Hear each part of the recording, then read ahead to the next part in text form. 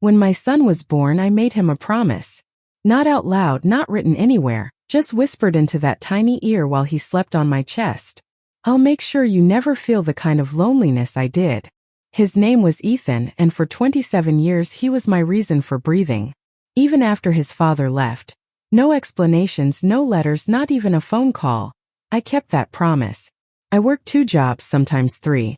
Cleaned offices at night, packed shelves at dawn, and still made it to his school plays with my hair tied in a messy bun and a smile that pretended I wasn't exhausted. He used to look at me from the stage and wave, this small proud wave that told me it was worth it.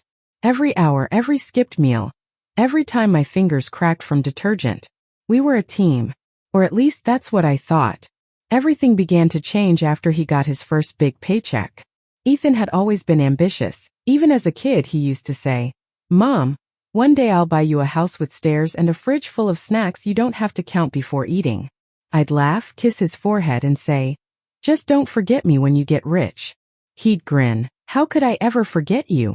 But money has a strange way of reshaping people. Sometimes it doesn't scream, it just whispers things in their ear. "You deserve better. You're different now, they won't understand you anymore." First it was small things. He stopped visiting as often.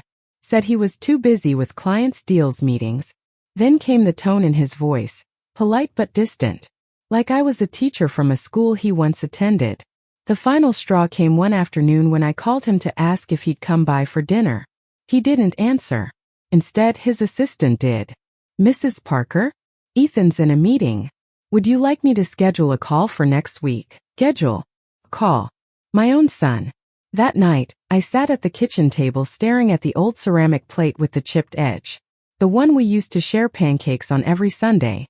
The maple syrup bottle still half empty. And I realized something I never wanted to admit. He had outgrown me. Or maybe he thought he had. A few weeks later, I saw him on television, standing next to a luxury car, all polished confidence and expensive suits, giving an interview about building his empire from scratch. He smiled that same boyish smile I once knew. Except now it wasn't for me. I didn't cry that night. I just turned off the TV, folded the blanket on the couch and whispered, "Be careful what you build, Ethan. Because one day you might forget who helped you pour the foundation." But life has a way of circling back. And it started one rainy evening 3 years later with a knock on my door. Not loud, just soft, hesitant. The kind of knock people give when they're not sure they're welcome. When I opened it, I saw her. A woman, soaked from the rain, mascara streaked down her face, holding a baby no older than 6 months. "Mrs. Parker," she said. I'm sorry to come here like this.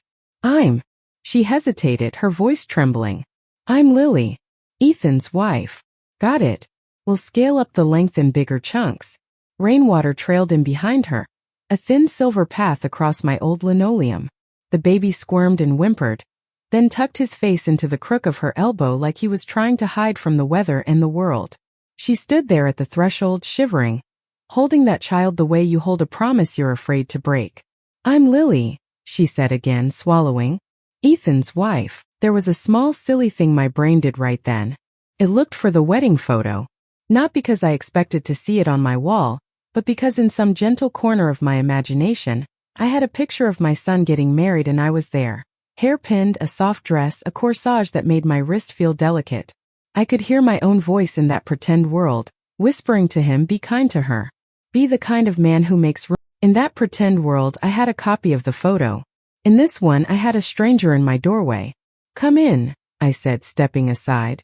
"Don't stand in the rain." She hesitated like she needed permission twice. I nodded again and she crossed the threshold, careful with her shoes, careful with her words. The baby made a little sound that wasn't quite a cry. I closed the door against the downpour and the quiet pressed in, thick and close. "I'm sorry to just show up," she said. "I didn't know where else to go." "Sit," I said. "You're shaking. Give me the diaper bag. I'll warm a bottle if you have one." She blinked fast like maybe kindness hurt. She handed me the bag and I went to the kitchen, the old kettle humming like it remembered me. The bottle was there, half-mixed formula. A few rattling pieces of hope. I warmed it in a bowl of hot water and felt my hand steady. When I brought it back, she was sitting on the edge of the sofa, back straight, good posture like she'd been taught to be proper even while drowning. "Thank you," she said, taking the bottle. The baby latched with the little desperate rhythm of someone on a deadline. "His name is Leo." "Of course it is," I said before I could stop myself. Ethan always liked names that sounded like the start of a story. She looked up surprised. "He said that." "Not with words," I said. "With the way he used to rename every stray cat." A small nervous smile flickered across her face and was gone. She watched the baby drink. The house watched us back. The old clock with its soft tick, the fridge that hummed when it was nervous, the curtains pulling the rain light into quick little ribbons. "Why are you here, Lily?" I asked after a minute. My voice wasn't sharp. It was the voice you use when you don't know if the person in front of you will break or bite. She swallowed. We needed somewhere safe. Just for tonight. Maybe a few nights." "Safe from what?" I asked. She stared at the baby's tiny ear. "From the noise, people who want something. From people who pretend they don't." I waited. Sometimes silence is a kind of net. If you hold it with both hands, the truth thrashes into it. "Ethan's in trouble," she said finally. The words landed like a spoon on a table. Not a crash, but a sound you can't unhear. "What kind of trouble?" She closed her eyes, and when she opened them again they were braver. The kind that takes your sleep first, then your friends, then the ground under your feet. She breathed in. A partner. A fund. Promise that wasn't a promise. Something with offshore in the word. There are reporters outside the building. Investors calling every hour. He's trying to fix it, he says.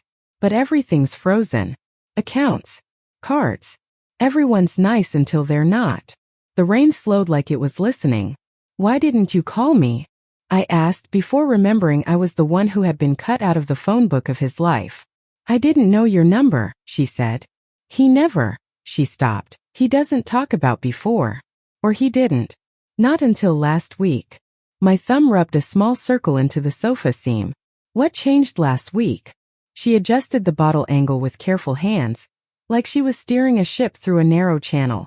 "I found a box," she said. "In the back of his office closet. Old school play programs. A folded napkin with a little drawing, looked like a floor plan of a house with stairs. The paper was soft from being handled. And a photo of you. You're in a blue dress and you're laughing with your mouth open like there's no camera in the world." Her voice went quiet. "He cried when he saw me holding it. My chest felt like there were thorns in the lining. And then, he said he didn't know how to go back," she said. "That going back meant admitting he went too far forward. That success was supposed to make the old things easy, not heavy. He said he didn't know who he was if he wasn't climbing small fists around crayons, later long fingers around a steering wheel he couldn't wait to grip, later still men's hands smoothing a silk tie that made him look taller. I pictured those hands with a weight in them they couldn't put down. "Does he know you're here?" I asked. She shook her head. "He told me to take Leo to a hotel. But the card didn't work, and the lobby felt like a stage where I didn't know my lines. I remembered the address from a letter he wrote himself a long time ago. He makes lists, you know that? He keeps addresses, scripts, goals. There was an old draft email to you that he never sent. It had the address at the top. I just came." I exhaled slowly. The kettle clicked off in the kitchen though I hadn't touched it, the house trying to be helpful in its own confused way.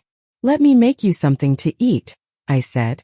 "You'll be no good to anyone if you faint." I made grilled cheese the way I always had, buttered edges, pan just hot enough to whisper. I sliced an apple and shook salt on the tomato slices like my mother had taught me when tomatoes still tasted like July. We ate without hurry. The baby finished and sighed like he'd been told a bedtime story in a language he trusted. He fell asleep heavy and warm, the kind of sleep adults write poems about because we can't get it back once we trade it for rent and the ache behind the eyes. When the plates were a constellation of crumbs, I said, "You can stay here tonight. Take the bedroom. I'll sleep on the couch. Tomorrow we'll figure out the rest." She looked like someone had lifted a cinder block off her chest. "I can't ask." "You didn't ask," I said. "You showed up at a door that was already yours, even if you didn't know it." She folded then, a quiet kind of folding, the way a paper swan collapses when you touch it with wet fingers. She cried without sound, tears sliding down her face like the rain had come inside after all. I put a hand on her shoulder and felt the thin bones under her sweater, The little bird of a person who'd been pretending to be bigger than she felt. It's okay, I said. None of this is okay, but you will be. Later, when the house was dark except for the blue hallway nightlight and the rain had decided to take a break from beating the roof, I lay on the couch and watched the ceiling.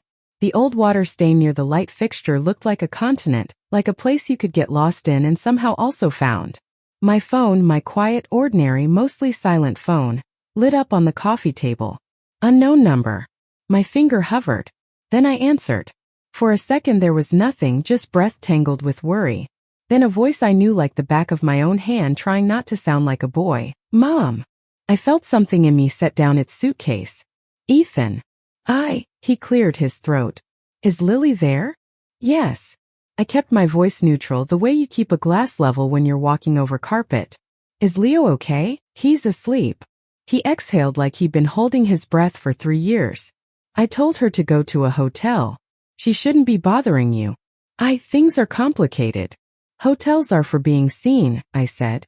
Tonight she needed to disappear. Silence. Then, I didn't think you'd pick up. I almost didn't, I said. Then I remembered I taught you to look both ways before crossing, and figured I should follow my own advice. He made a small sound that might have been a laugh if it weren't so tired. It's a mess, he said. Everyone wants a statement or a pound of flesh. He hesitated. I didn't want you in it. I've been in it since the day you were born, I said. Whether you like it or not. He breathed in like my words knocked the wind back into him. There were things I should have told you, he said. There are, I agreed. He waited for the sting that didn't come. I'm trying to fix it, he said. Of course you are, I said. You always think fixing means pulling harder. Sometimes it's letting go. He didn't answer. In the quiet I could hear a city through his of a building I'd never been invited to. A woman's heels in a hallway counting down the seconds to something. Come get some sleep, I said finally. Tomorrow you can keep saving the world. I can't, he said. There are people outside. Cameras. I left through the garage to make a call. If I move right now, I'll drag the storm with me. I won't bring it to your street. You already did, I said gently. But the roof holds.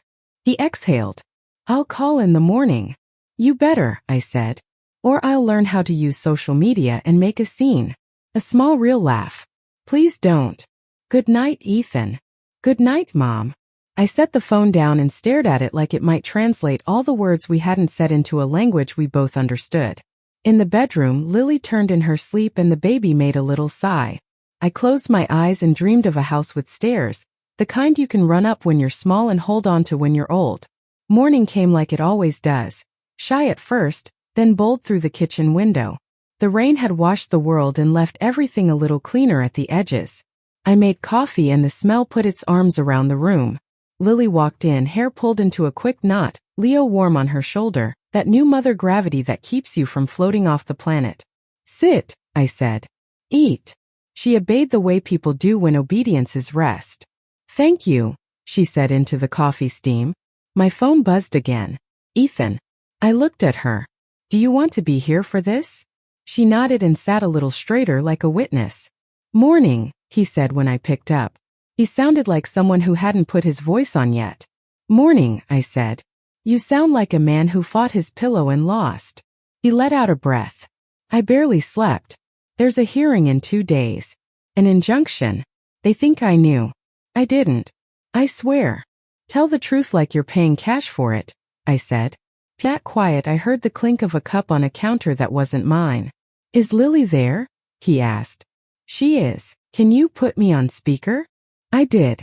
Lily's eyes went alert and soft at the same time. Leo drooled on her shoulder, unconcerned by adult disasters. Hi, Ethan said, and his voice broke like a shoelace at the worst moment. Hi, Lily answered. We're okay.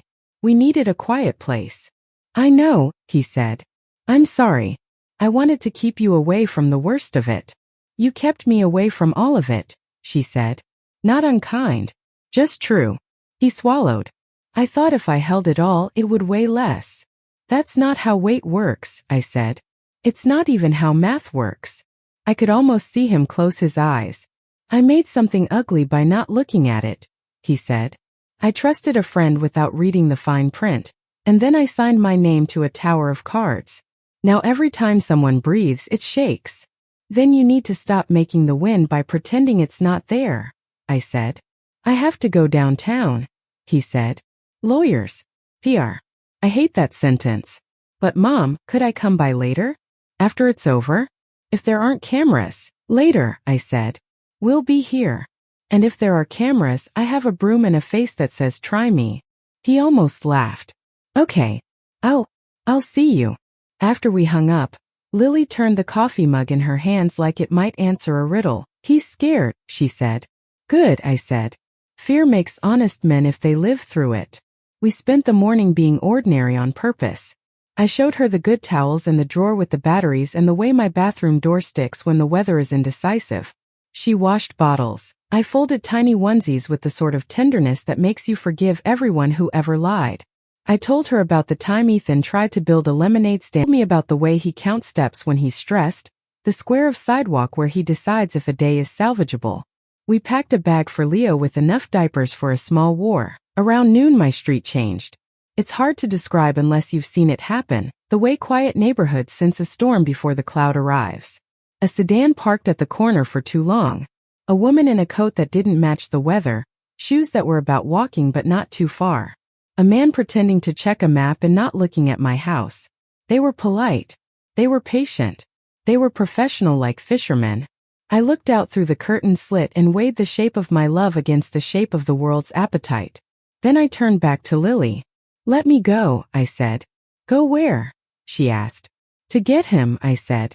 Before the cameras get to his shame. You can't, she breathed. They'll. I used to move cleaning carts down marble hallways without making a sound, I said. I can be invisible when I want to. I pointed to the back door. There's a jacket on the hook. Put it on.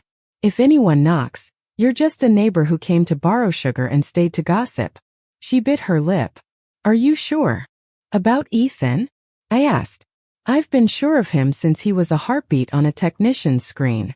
I left by the alley path that only people who've lived a long time in the same small place know by heart.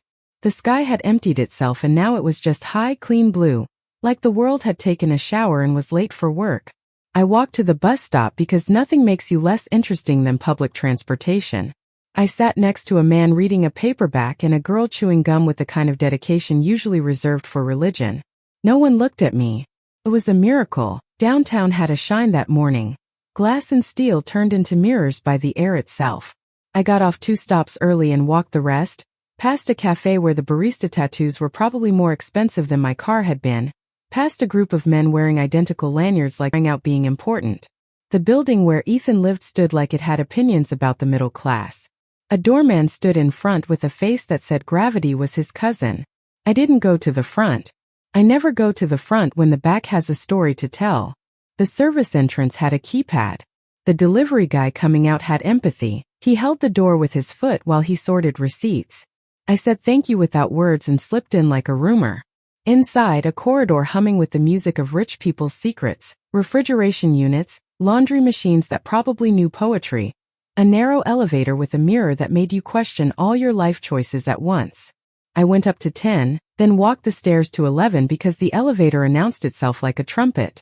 I knew Ethan's apartment number the way you know the number of your tooth that aches. 1107. When I turned the corner, I saw him before he saw me. He was in the hallway, suit jacket off, tie loosened, on the phone with someone who kept interrupting him. He held the phone away for a second like he needed to make sure the voice coming through it was attached to a person. I stopped. It's a strange thing, seeing your child shaped like a man and softened by fear. I felt proud and angry and tired and in love with the world for making something like him, even when it made him wrong. He saw me. The phone conversation fell out of his hand and shattered into whatever universe lives inside screens. Mom. It wasn't a question. It was a confession. Up close I saw what the TV never shows. The red bracket under his eyes. The mouth set too tight for too long. The tremor in the hand that pretends it's just adjusting a cuff. You look like you wrestled a hurricane, I said. Did you win? I don't know yet, he said. His throat bobbed. How did you get past? I survived life, I said. Now move. We're leaving by the kitchen door. He blinked. I can't. There are people downstairs. And I have to. He gestured at the phone like it might rearrange it to a plan. Then we'll go upstairs first, I said. To the roof. Breathe. When you come back down, come the long way. Be the person who makes the cameras wait. He stared at me like I just taught him to walk again. I made a mess, he said. You made a mistake, I corrected. The mess is the world's reaction. You don't control the second one. You do get to decide what kind of man cleans up after the first. We took the service stairs, concrete and the smell of lemon cleanser and the echo of our feet. On the roof, the October sun made everything honest. The city was a quilt of glass and brick, stitched together by streets that glittered from the rain. You could see for miles, and still the air felt like a small room where a mother and son might understand each other for 5 minutes. I didn't come to your wedding, I said, watching a bird balance on the lip of the next building. Because I wasn't invited. He inhaled sharply, a sound like he'd cut himself on a memory. I thought, he stopped. I told myself the narrative that would let me look in the mirror. That you were too busy. That you wouldn't like the people. That you hated the venue. Lies are soft when they're new. They scratch when you wear them too long. I would have stood in the back, I said.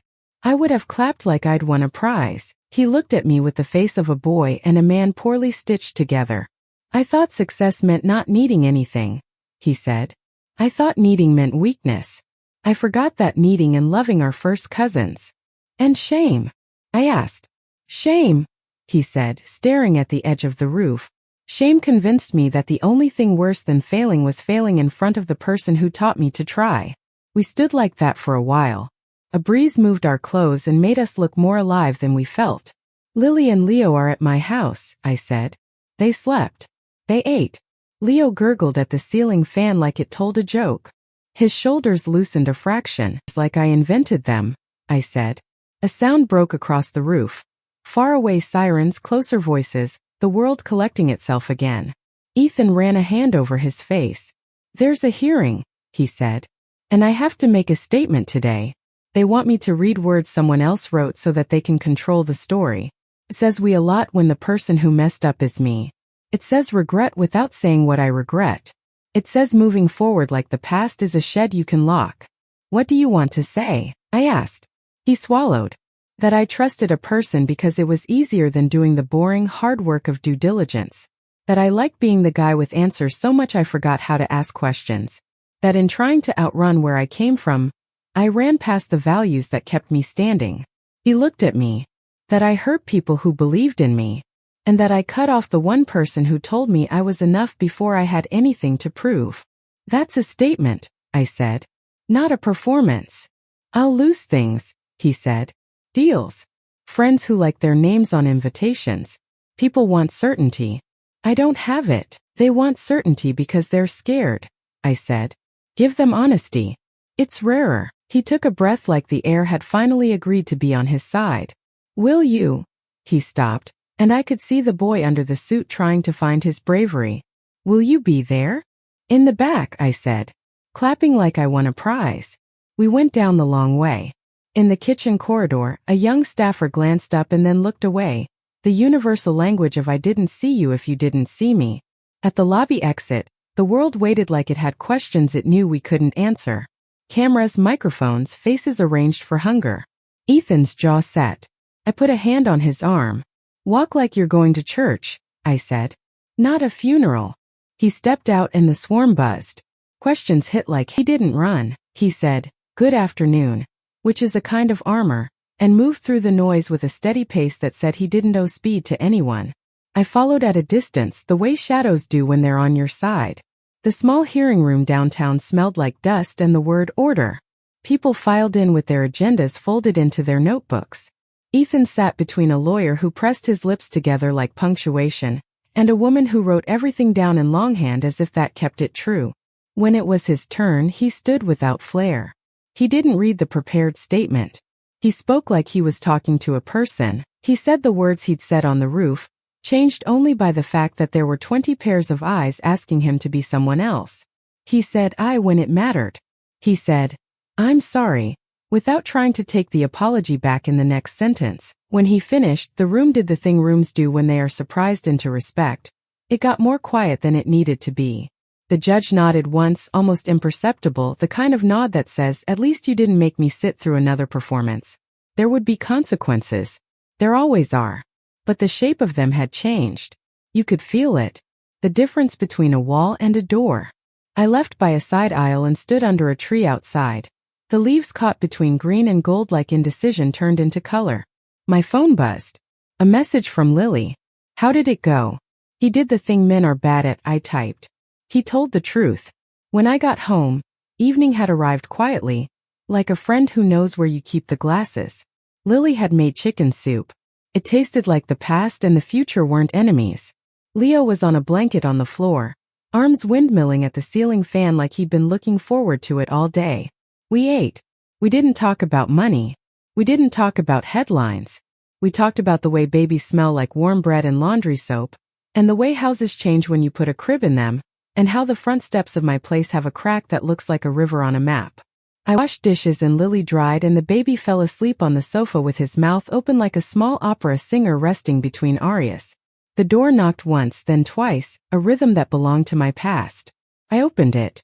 Ethan stood there, no entourage tie gone, hair less perfect and more human. He looked at me the way hungry people look at bread they're not sure they deserve. "Hi," he said. "Hi," I said. He stepped in and the house recognized him the way houses do. The floorboards made the soft sound they make when they're holding something heavy and precious. His eyes went straight to the baby. "I don't know how to hold him," he said, voice small. "That's what hands are for," I said. "Learning." He washed his hands at the sink, dried them like he was preparing for surgery, and then sat on the rug. I picked up Leo and settled him into Ethan's arms. The baby blinked once, assessed the situation with unfair wisdom, and decided to allow it. He tucked his fist under his chin and sighed. Ethan's face changed. It's hard to explain unless you've seen it happen. The way manhood cracks to let fatherhood in. He looked at the child the way people look at maps that show them where they've been and where they need to go. "I'm so sorry," he said, not to the baby, not to me, not to Lily alone. To the room. To the years. To the soft part of the world he'd been pretending didn't exist. "Good," I said. "Now eat. And tomorrow you'll call the people you owe and say the same thing. And then you'll show up. Every day. With your sleeves rolled up and your mouth closed unless you have something true to say." He nodded. Lily leaned against the doorway and watched him watch his son. Something unknotted in her shoulders. The house took a deeper breath.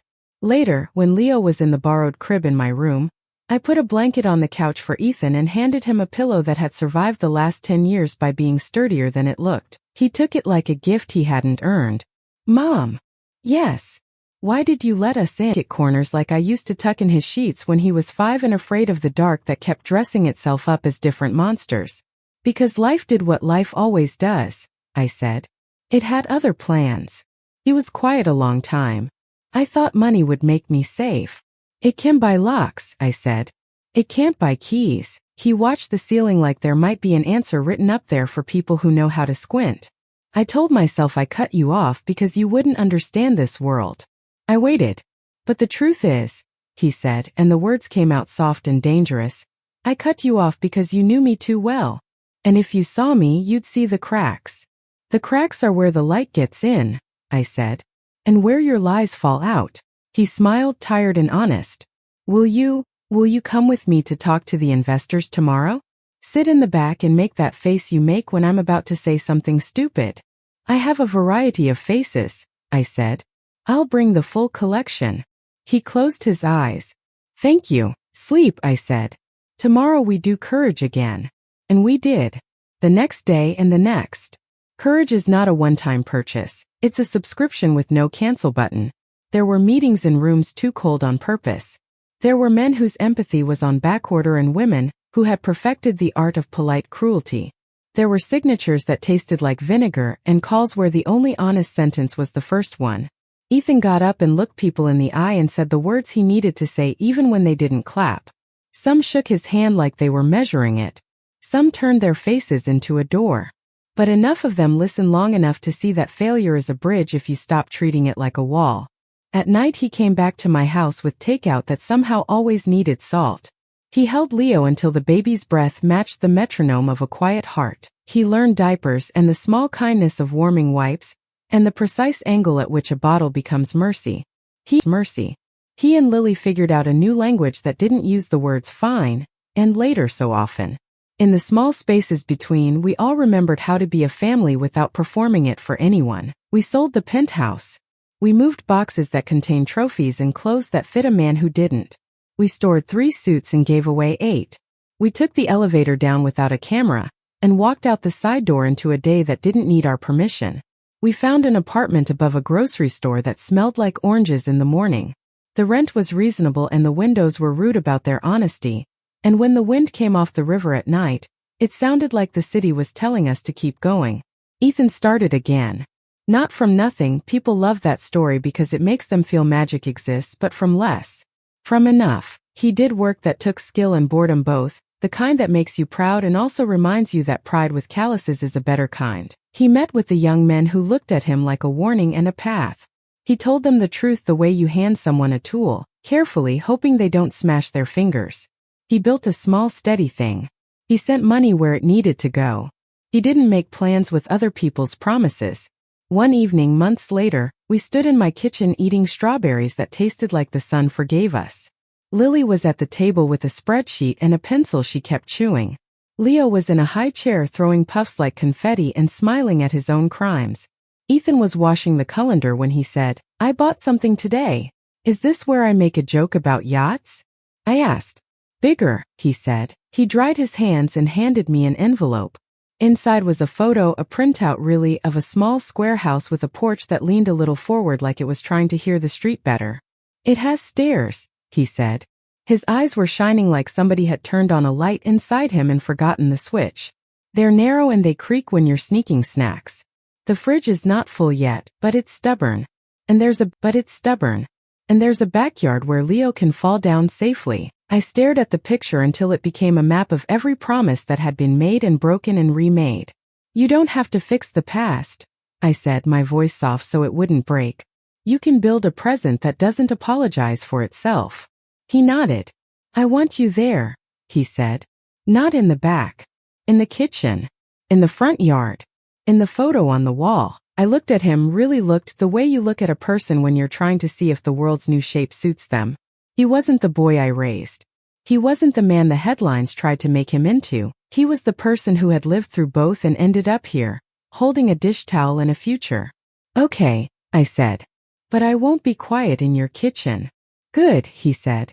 "I'm tired of quiet that pretends to be respect." We moved into the house with stairs in a month that smelled like fresh paint and rain. We learned which steps lied about their creak and which ones tattled if you stepped wrong. We put Leo's crib in a room with wallpaper that had little balloons, and he woke up every morning pointing at them like he'd been invited to a party he approved of. Ethan installed a cheap ceiling fan and then learned how to install a better one. Lily planted herbs in the windowsill and made pasta that tasted like an apology accepted. I hung the old blue dress photo on the wall across from the table. We took a new photo below it. We didn't try to look perfect. We tried to look true. I stared at the picture until it became a map of every promise that had been made and broken and remade. "You don't have to fix the past," I said, my voice soft so it wouldn't break. "You can build a present that doesn't apologize for itself." He nodded. "I want you there," he said. "Not in the back. In the kitchen. In the front yard. In the photo on the wall." I looked at him, really looked, the way you look at a person when you're trying to see if the world's new shape suits them. He wasn't the boy I raised. He wasn't the man the headlines tried to make him, who had lived through both and ended up here, holding a dish towel and a future. "Okay," I said. "But I won't be quiet in your kitchen." "Good," he said. "I'm tired of quiet that pretends to be respect." We moved into the house with stairs in a month that smelled like fresh paint and rain. We learned which steps lied about their creak and which ones tattled if you stepped wrong. We put Leo's crib in a room with wallpaper that had little balloons, and he woke up every morning pointing at them like he'd been invited to a party he approved of. Ethan installed a cheap ceiling fan and then learned how to install a better one. Lily planted herbs in the windowsill and made pasta that tasted like an apology accepted. I hung the old blue dress photo on the wall across from the table. We took a new photo below it. We didn't try to look perfect. We tried to look true. And there will be me, halfway up the stairs, listening to the house we made out of apologies, truths, and the steady work of showing up. Winter arrived like a careful guest who took off its shoes at the door. The trees across from the new house learned to be elegant without leaves. Our block smelled like coffee and cold air. The grocery downstairs put out crates of clementines tied with green string that looked like the childhood of oranges. In that season, the work shifted from crisis to consequence. Real life is not a montage. It is paperwork and phone calls and conversations that begin with, "I owe you an honest update." Ethan made a list of every person who had trusted him with money or with belief. He carried that list in his pocket the way old men carry photographs of their first loves.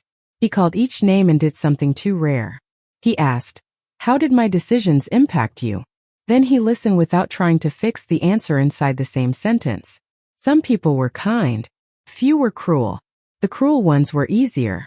Anger gives you a target. Disappointment is a fog. It sneaks into your clothes and makes you smell like what you could have done better.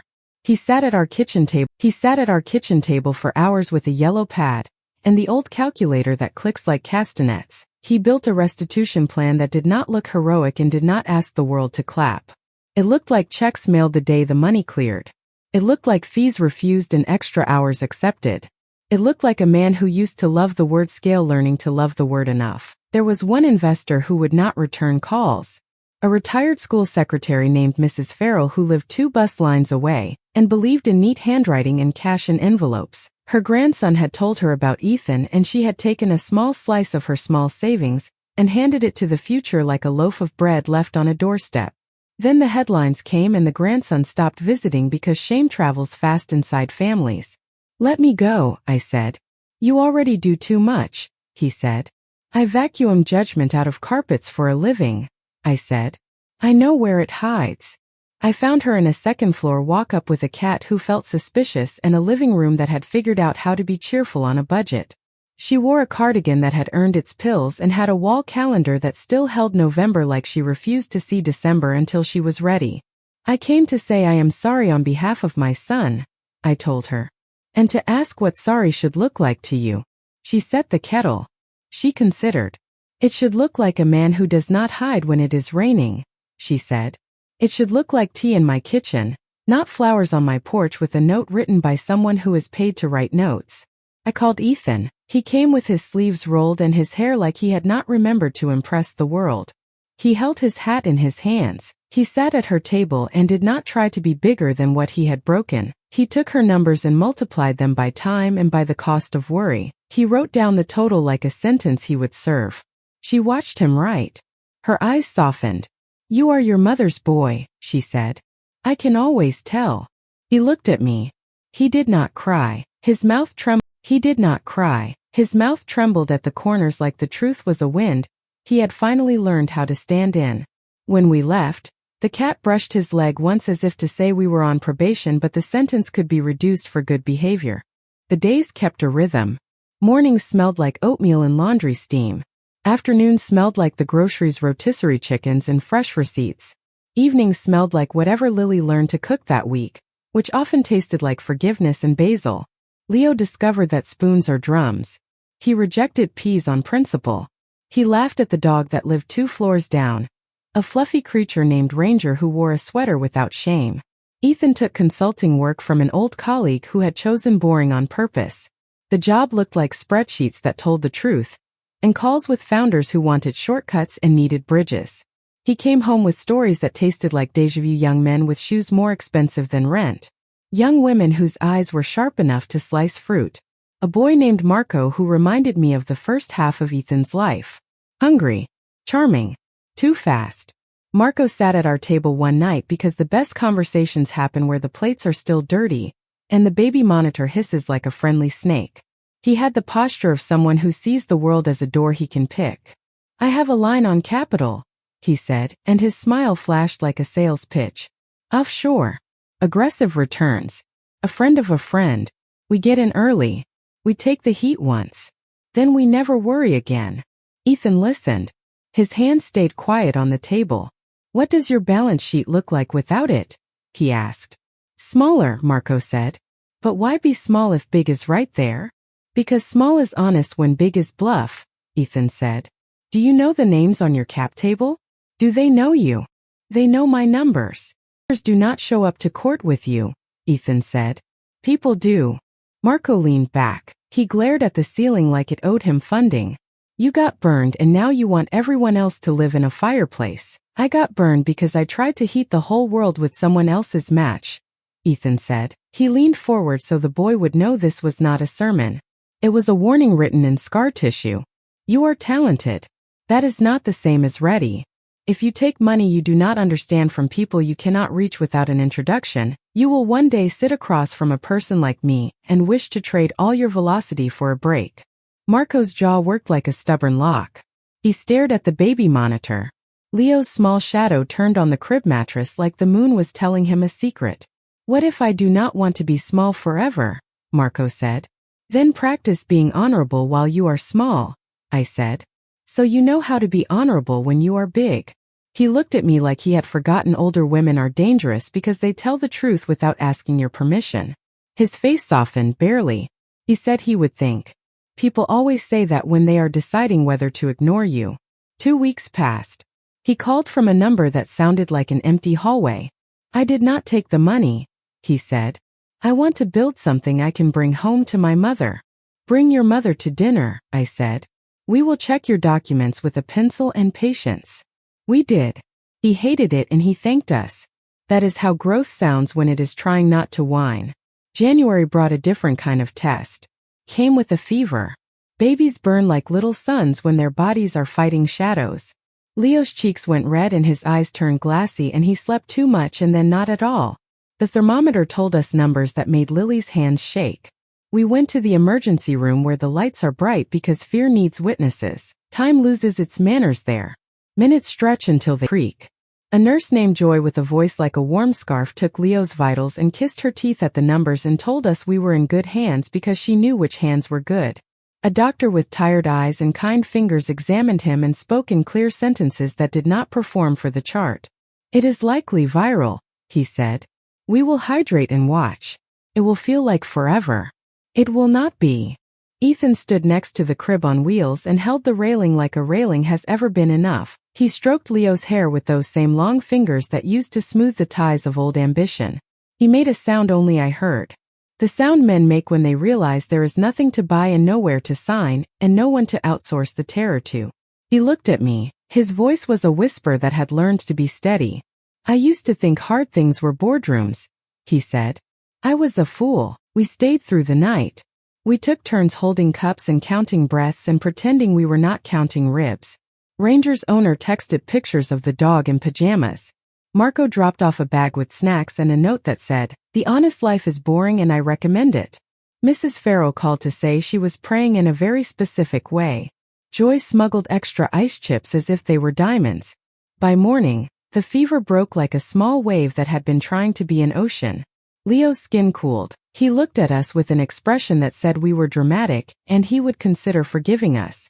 The doctor smiled like a man who is allowed to be human again.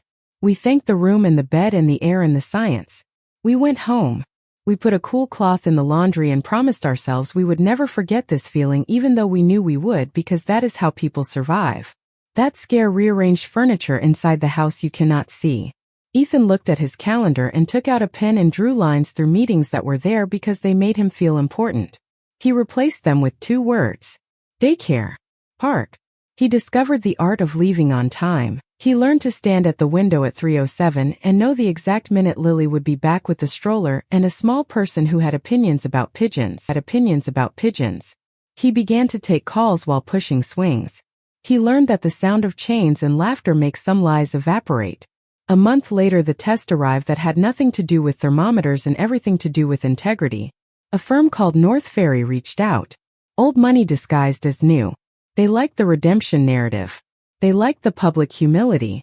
They liked the reach. They wanted to put Ethan on a stage to talk about failure so their founders could touch the curtain of consequence without stepping through it. They offered terms that were shiny. A speaking tour with an absurd fee. A book proposal with a ghost that would rearrange his sentences into what the market liked. An advisory role that paid a man to lend his name to diligence he would not supervise. It would get us out from under the rest of the restitution faster, Lily said carefully, practical and kind. We could be done sooner. We could breathe. Ethan turned the contract over in his hands like a coin he did not want to flip. He looked at me. I will not decide for you, I said. I will sit here and knit with my eyes, which we both know is worse. He smiled and did not. He called the partner at North Ferry and asked the questions he had learned to ask. Who writes the materials? Who chooses the examples? What do I do when your portfolio wants to use my story as a shield for their own pride? The partner chuckled in a way that tried to be friendly and landed like a pat on the head. You are overthinking it, he said. We are selling hope with guardrails. We want you to be inspirational but not disruptive. Ethan put him on speaker. He leaned on the counter. He looked at the photo of my blue dress on the wall. He said, I am only useful if I am disruptive. He hung up. He wrote an email that returned the offer with thanks and no wiggle room. He felt the pain of the money he had not made. He held his son. The pain passed. There were still difficult days. Restitution is not romantic. It is checks that make your stomach tighten. It is the quiet humiliation of watching a younger man buy the car you used to drive, then passing him on the highway because life gave you better brakes. It is learning to derive joy from the click of the washer finishing a cycle, the soft slap of towels into a basket, the precise moment when sauce decides to be sauce and not tomatoes that refuse to cooperate. I kept my habit of sitting on the step halfway up. From there I could hear everything while pretending to rest. One night I heard Ethan practicing a speech in the living room while Leo snored in the monitor, and Lily highlighted lines on her budget like scripture. I am not a cautionary tale, he said to the empty room. I am a man who forgot that being trusted is work. I am learning to keep my hands clean in places where money is the color of excuses. If you want me as a mascot, hire someone else. If you want me as a mirror, I will stand here until you look. I smiled into the wood. He had found a voice that would not embarrass his son. Spring came in a hurry like a friend with good news. The trees put on green that felt almost illegal. Ranger stopped wearing sweaters. Mrs. Farrell brought us a pie that tasted like she forgave the world with butter. Marco launched his product. It was not a rocket ship. It was a good bus. Came on time. Carried people where they said they wanted to go. He sent his first investor update and it read like a letter, not a stunt. On a Sunday we invited everyone who had held us during the winter. The kitchen was noisy in the way that makes old houses stretch their shoulders. People leaned against counters and told the kinds of stories that do not need to be true to be useful. Lily's pasta had improved from apology to celebration. Leo took 3 unassisted steps and then sat down like he preferred crawling for its honesty. We cheered like fools. He blinked unimpressed, then clapped with us because clapping is contagious. After dishes, when the house had returned to the decibel level where you can hear your thoughts without shouting at them, Ethan asked me to take a walk. We followed the river path where people let their dogs drag them toward happiness. The water moved with purpose but without hurry. He told me about a new invitation. Not North Ferry. A small community college on the south side that had an evening program for first-generation students. They wanted a workshop called Due Diligence Without Permission. 2 nights a month. No stage lights. Just fluorescent honesty and pizza. What do you think? He asked. I think pizza makes truth easier to chew, I said. And I think you look like a man who belongs in rooms where names are written on paper plates. He nodded. We stood by the railing. The wind smelled like wet stone and new grass. He said, I used to think I was trying to buy you a house with stairs. Maybe I was trying to buy back a boy who thought stairs were magic. You cannot buy him back, I said. But you can be the father who teaches his son to count on the way up and to hold the railing on the way down. He laughed softly. You always make the stairs do the moral work. They are good employees, I said. Summer slid in like a song you realize you know all the words to. The house learned the sound of the back screen door slapping because someone forgot to hold it. Ice trays clicked satisfaction. Popsicles stained mouths and forgiveness into bright colors. The calendar filled itself with small squares that said splash pad and library story hour and call Mrs. Farrell about the roses. The restitution total on the yellow pad reached a number that made us all silent for a second. Then we celebrated with ice cream. I think you should always associate relief with ice cream. In July, a man named Chet who used to sit in first class and call people kid reached out from a number that had the personality of a private jet. He was building something fast. He had a hole. He wanted Ethan to fill it. He used words like upside and leverage and used my son's first name as if they had gone to summer camp together. The money could have erased what remained on the yellow pad in one swipe. I am not your redemption story, Ethan wrote back. I am my family's plan. And my student's example. He stared at the sentence for a long time before he pressed send. Then he took Leo to the park and showed him how to stack blocks, so they do not topple when the ground vibrates. There was one more conversation we needed to have, the kind that sits in the corner until the party leaves. It was about his father. The man who had closed our circle into a line and told himself he was creating space. We did not say his name much. Names invoke things. But one warm night the air felt safe enough to be brave. We were on the porch. Lily had gone in to answer a text from a friend who sent memes as medicine. Leo slept like he had paid his taxes. The street hummed with small engines and small happiness. Do you ever think of him? Ethan asked.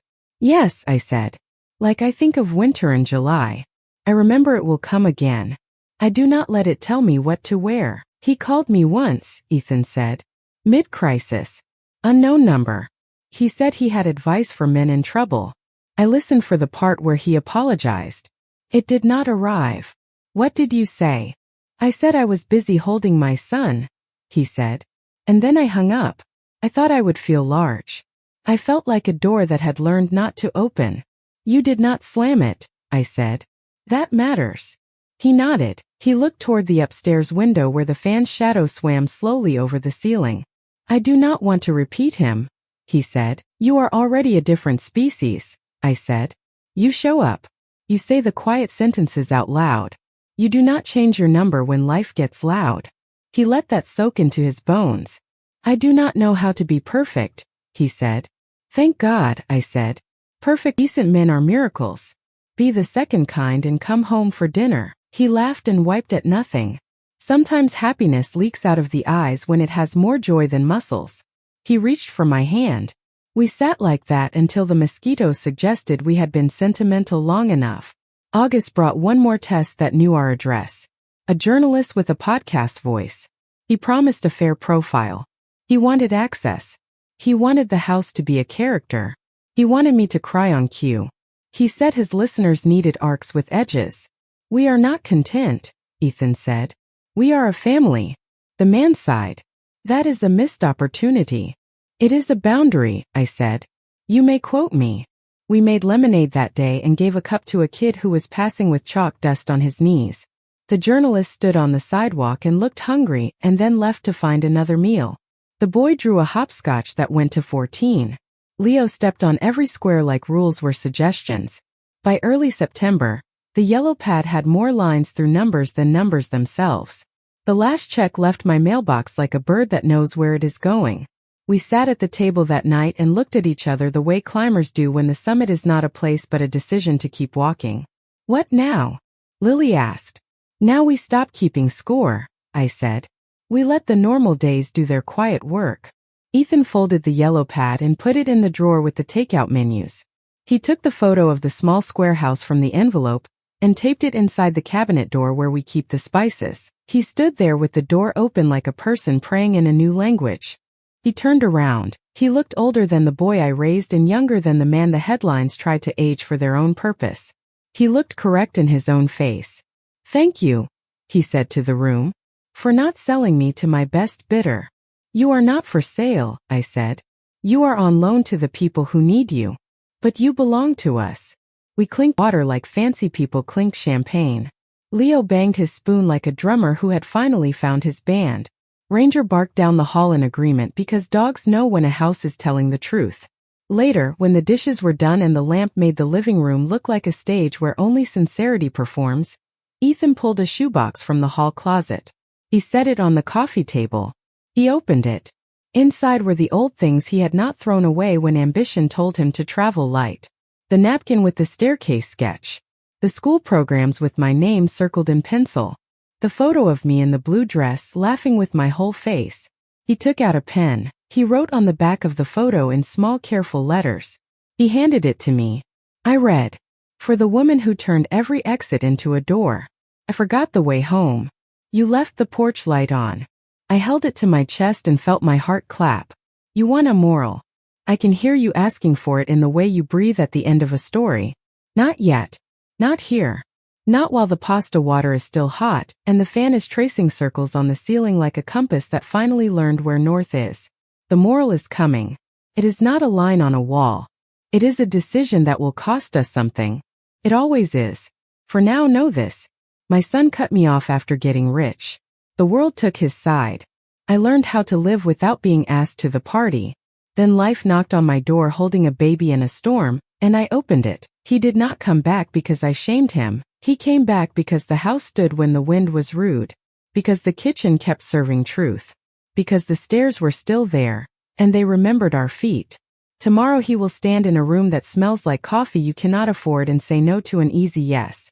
He will tell a 19-year-old with a laptop and a dream that compliance beats charisma in the fourth quarter. He will bring pizza to a class where no one believes anybody brings pizza without wanting a blog post.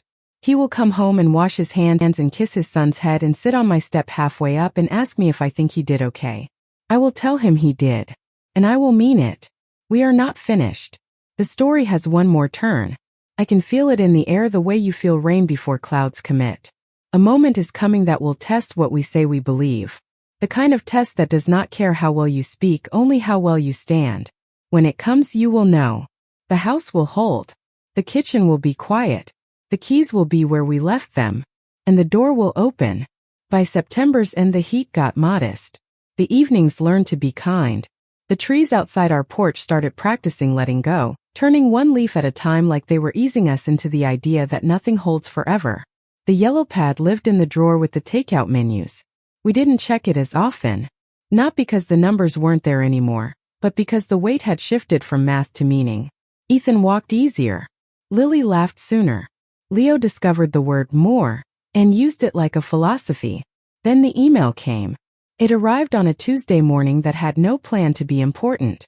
Subject line, Global Settlement Proposal. Sender, a law firm whose name sounded like rich cousins who vacationed together and sued each other when the tab came. I watched the color leave Ethan's face and then wander back in patches. He read it twice. He printed it like the paper might make the words behave. He handed it to me over a slice of toast that had gone from breakfast to prop. I read. It was simple the way a knife is simple. No criminal liability. A civil resolution wrapped in legal ribbon. No penalties beyond money already paid plus a manageable fine. A short runway to return to business.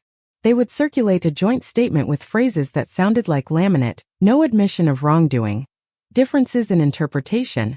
We regret the confusion. There was a paragraph that looked like a broom, mutual non-disparagement, and a lined mouth.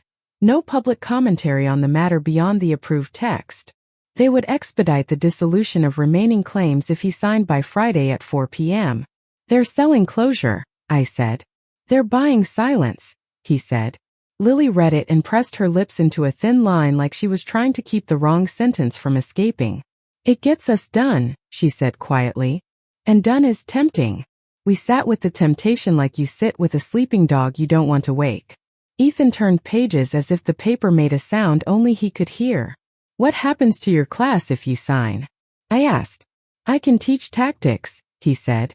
But not tell the truth that got me here. What happens to Mrs. Farrell if the official story is, no one did anything wrong? I asked. She gets her money, he said. But not her apology in public. Lily was stirring a spoon through air, an old habit she has when she's counting invisible things. We could move on, she said. We could put Leo in the preschool with the small chairs and the nice teachers and the garden nobody weeds because the parents are on boards. We can still put him there, I said. The chairs don't check the headlines. At 11 o'clock, we walked to the park and let Leo chase pigeons who were patient with beginners. Ethan's phone buzzed like a fly that wouldn't give up. He put it on Do Not Disturb and watched his son learn gravity.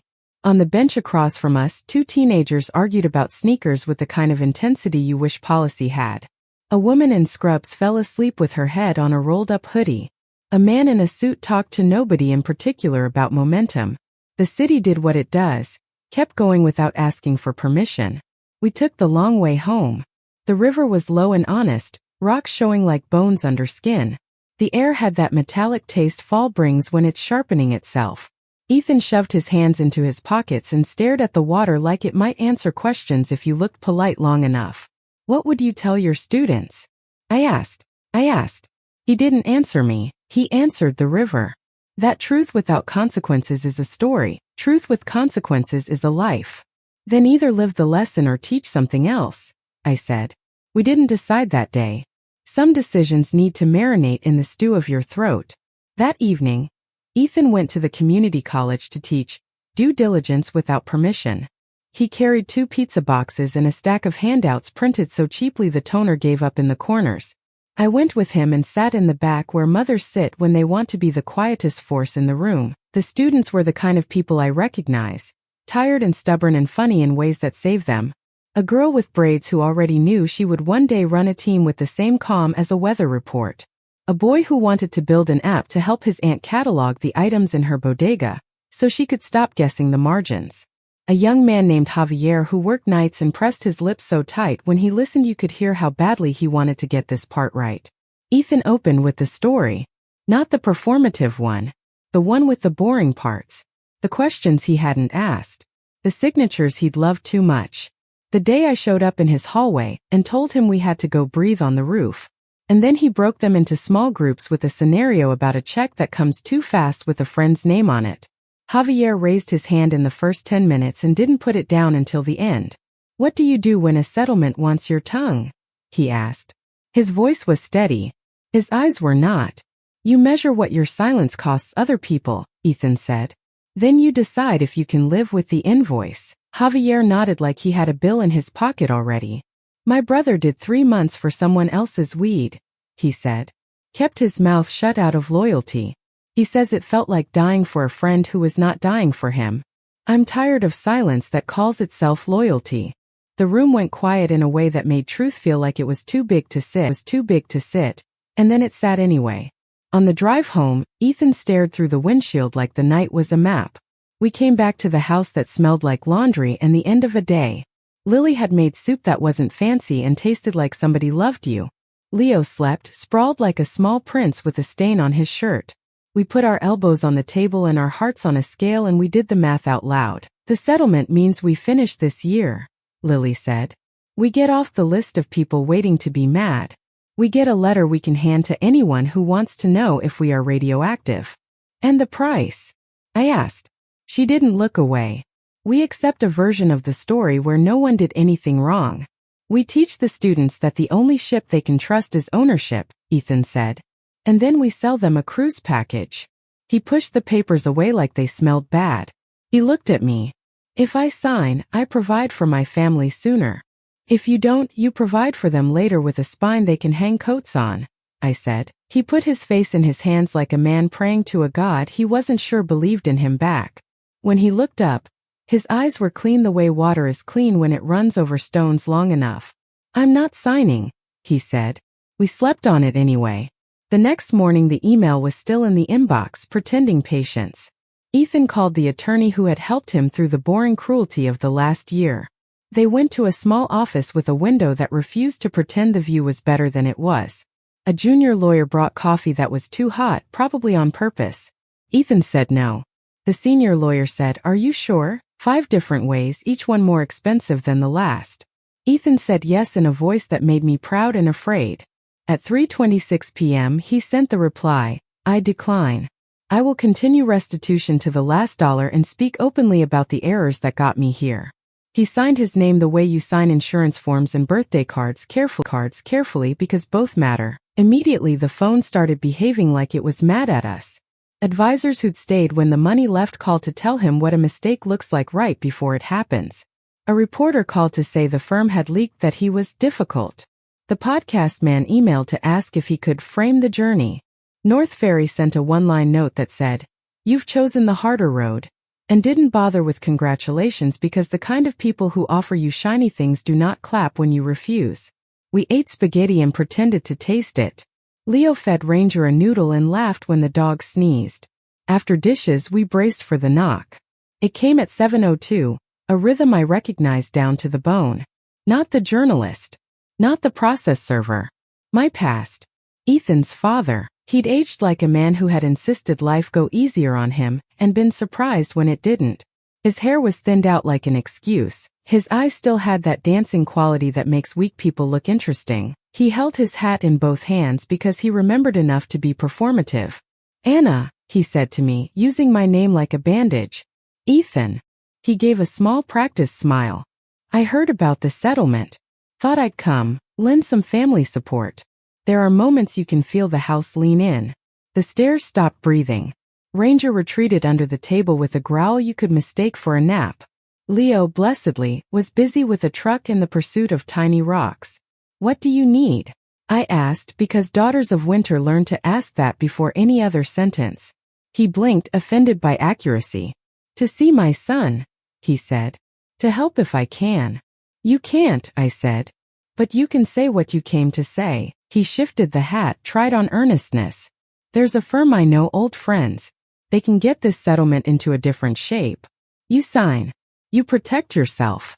You take care of your family. You do what men do. He looked at Ethan the way mirrors look at whoever stands in front of them. You've done a lot of noble things lately. But there's a line where noble becomes foolish. Silence is a tool. I let it fill the doorway. Ethan stood a step behind me like a mountain that had decided to appointment itself a witness. I once would have signed that line, Ethan said. I have your handwriting. His father tried to laugh. It sounded like a chair with a broken leg. You always had a mouth. And you always had an exit, Ethan said. I'm not taking it. His father's face pinched.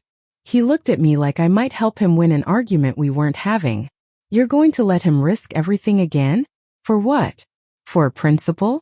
You can't eat principles. I have, I said. They go down rough the first time. They become bread by the third. He frowned, annoyed that I wasn't a character in his story. This is why I left, he muttered. You too and your. Ethan stepped forward. He wasn't loud. He was a door that had learned to lock from the inside. You left because leaving was muscle memory, he said. You left because the part of love where you stay bored you. You left because men like you think the hardest currency is cash. His father's cheeks went red in the ugly way, the way that looks like a pulled plug. Don't lecture me in front of your mother. I'm not, Ethan said. I'm telling you I see you. There are arguments that get you somewhere and arguments that take you for a spin so you can come home dizzy. We are too old for carnival rides. I opened the door wider. Good night, I said. I hope your friends treat you better than you treated us. He stood there, hat in his hands, stung in the way that makes people say something they can't take back. He didn't. He put the hat on and left. The porch light watched him go, unimpressed. We did not debrief with jokes. We held the quiet like a cotton blanket and let it warm us. Lily came out from the kitchen and took Ethan's hand. This pain does not ask to be wrung out. Leo drove his truck into the leg of the chair and said sorry to the chair because children apologize honestly until we teach them not to. That night I dreamed of doors. Some stayed closed. Some opened into rooms I had already cleaned. Some opened to stairs that went nowhere until I stepped, and then they decided to exist. The next morning the storm came the sky had been promising all week. Not a polite rain. A loud horizontal assignment. The gutters failed their exam. The wind leaned into the house and whispered, "Remember me?" A tree down the block learned how to lie down all at once. The town put out an alert. Stay in. Stay safe. Stay off the river path. We made a tent from 2 sheets and 3 chairs, because there are rules for storms and one of them is that a child must be allowed to believe he lives in a castle. The lights went out because power companies are practical poets. We lit candles and I told the story of how Ethan once insisted lightning was angels bowling, and then cried when thunder scored a strike. There are 2 kinds of neighbors, the ones you nod to and the ones who knock. The Garcias from across the hall knocked. Mr. Garcia had wet footprints and a calm that comes from having survived other panics. "Basement's taking water," he said. "We're moving boxes up. You got anything down there?" He stood there, hat in his hands, stung in the way that makes people say something they can't take back. He didn't. He put the hat on and left. The porch light watched him go, unimpressed. We did not debrief with jokes. We held the quiet like a cotton blanket and let it warm us. Lily came out from the kitchen and took Ethan's hand and did not squeeze because this pain does not ask to be wrung out. Leo drove his truck into the leg of the chair and said sorry to the chair because children apologize honestly until we teach them not to. That night I dreamed of doors. Some stayed closed. Some opened into rooms I had already cleaned. Some opened to stairs that went nowhere until I stepped, and then they decided to exist. The next morning the storm came. The sky had been promising all week. Not a polite rain. A loud horizontal assignment. The gutters failed their exam. The wind leaned into the house and whispered, "Remember me?" A tree down the block learned how to lie down all at once. The town put out an alert. Stay in. Stay safe. Stay off the river path. We made a tent from 2 sheets and 3 chairs, because there are rules for storms and one of them is that a child must be allowed to believe he lives in a castle. The lights went out because power companies are practical poets. We lit candles and I told the story of how Ethan once insisted lightning was angels bowling, and then cried when thunder scored a strike. There are 2 kinds of neighbors, the ones you nod to and the ones who knock. The Garcias from across the hall knocked. Mr. Garcia had wet footprints and a calm that comes from having survived other panics. "Basement's taking water," he said. "We're moving boxes up. You got anything down there?" I had a crate with winter clothes and a small box with the last letters my mother wrote before the arthritis made her hand into a stranger.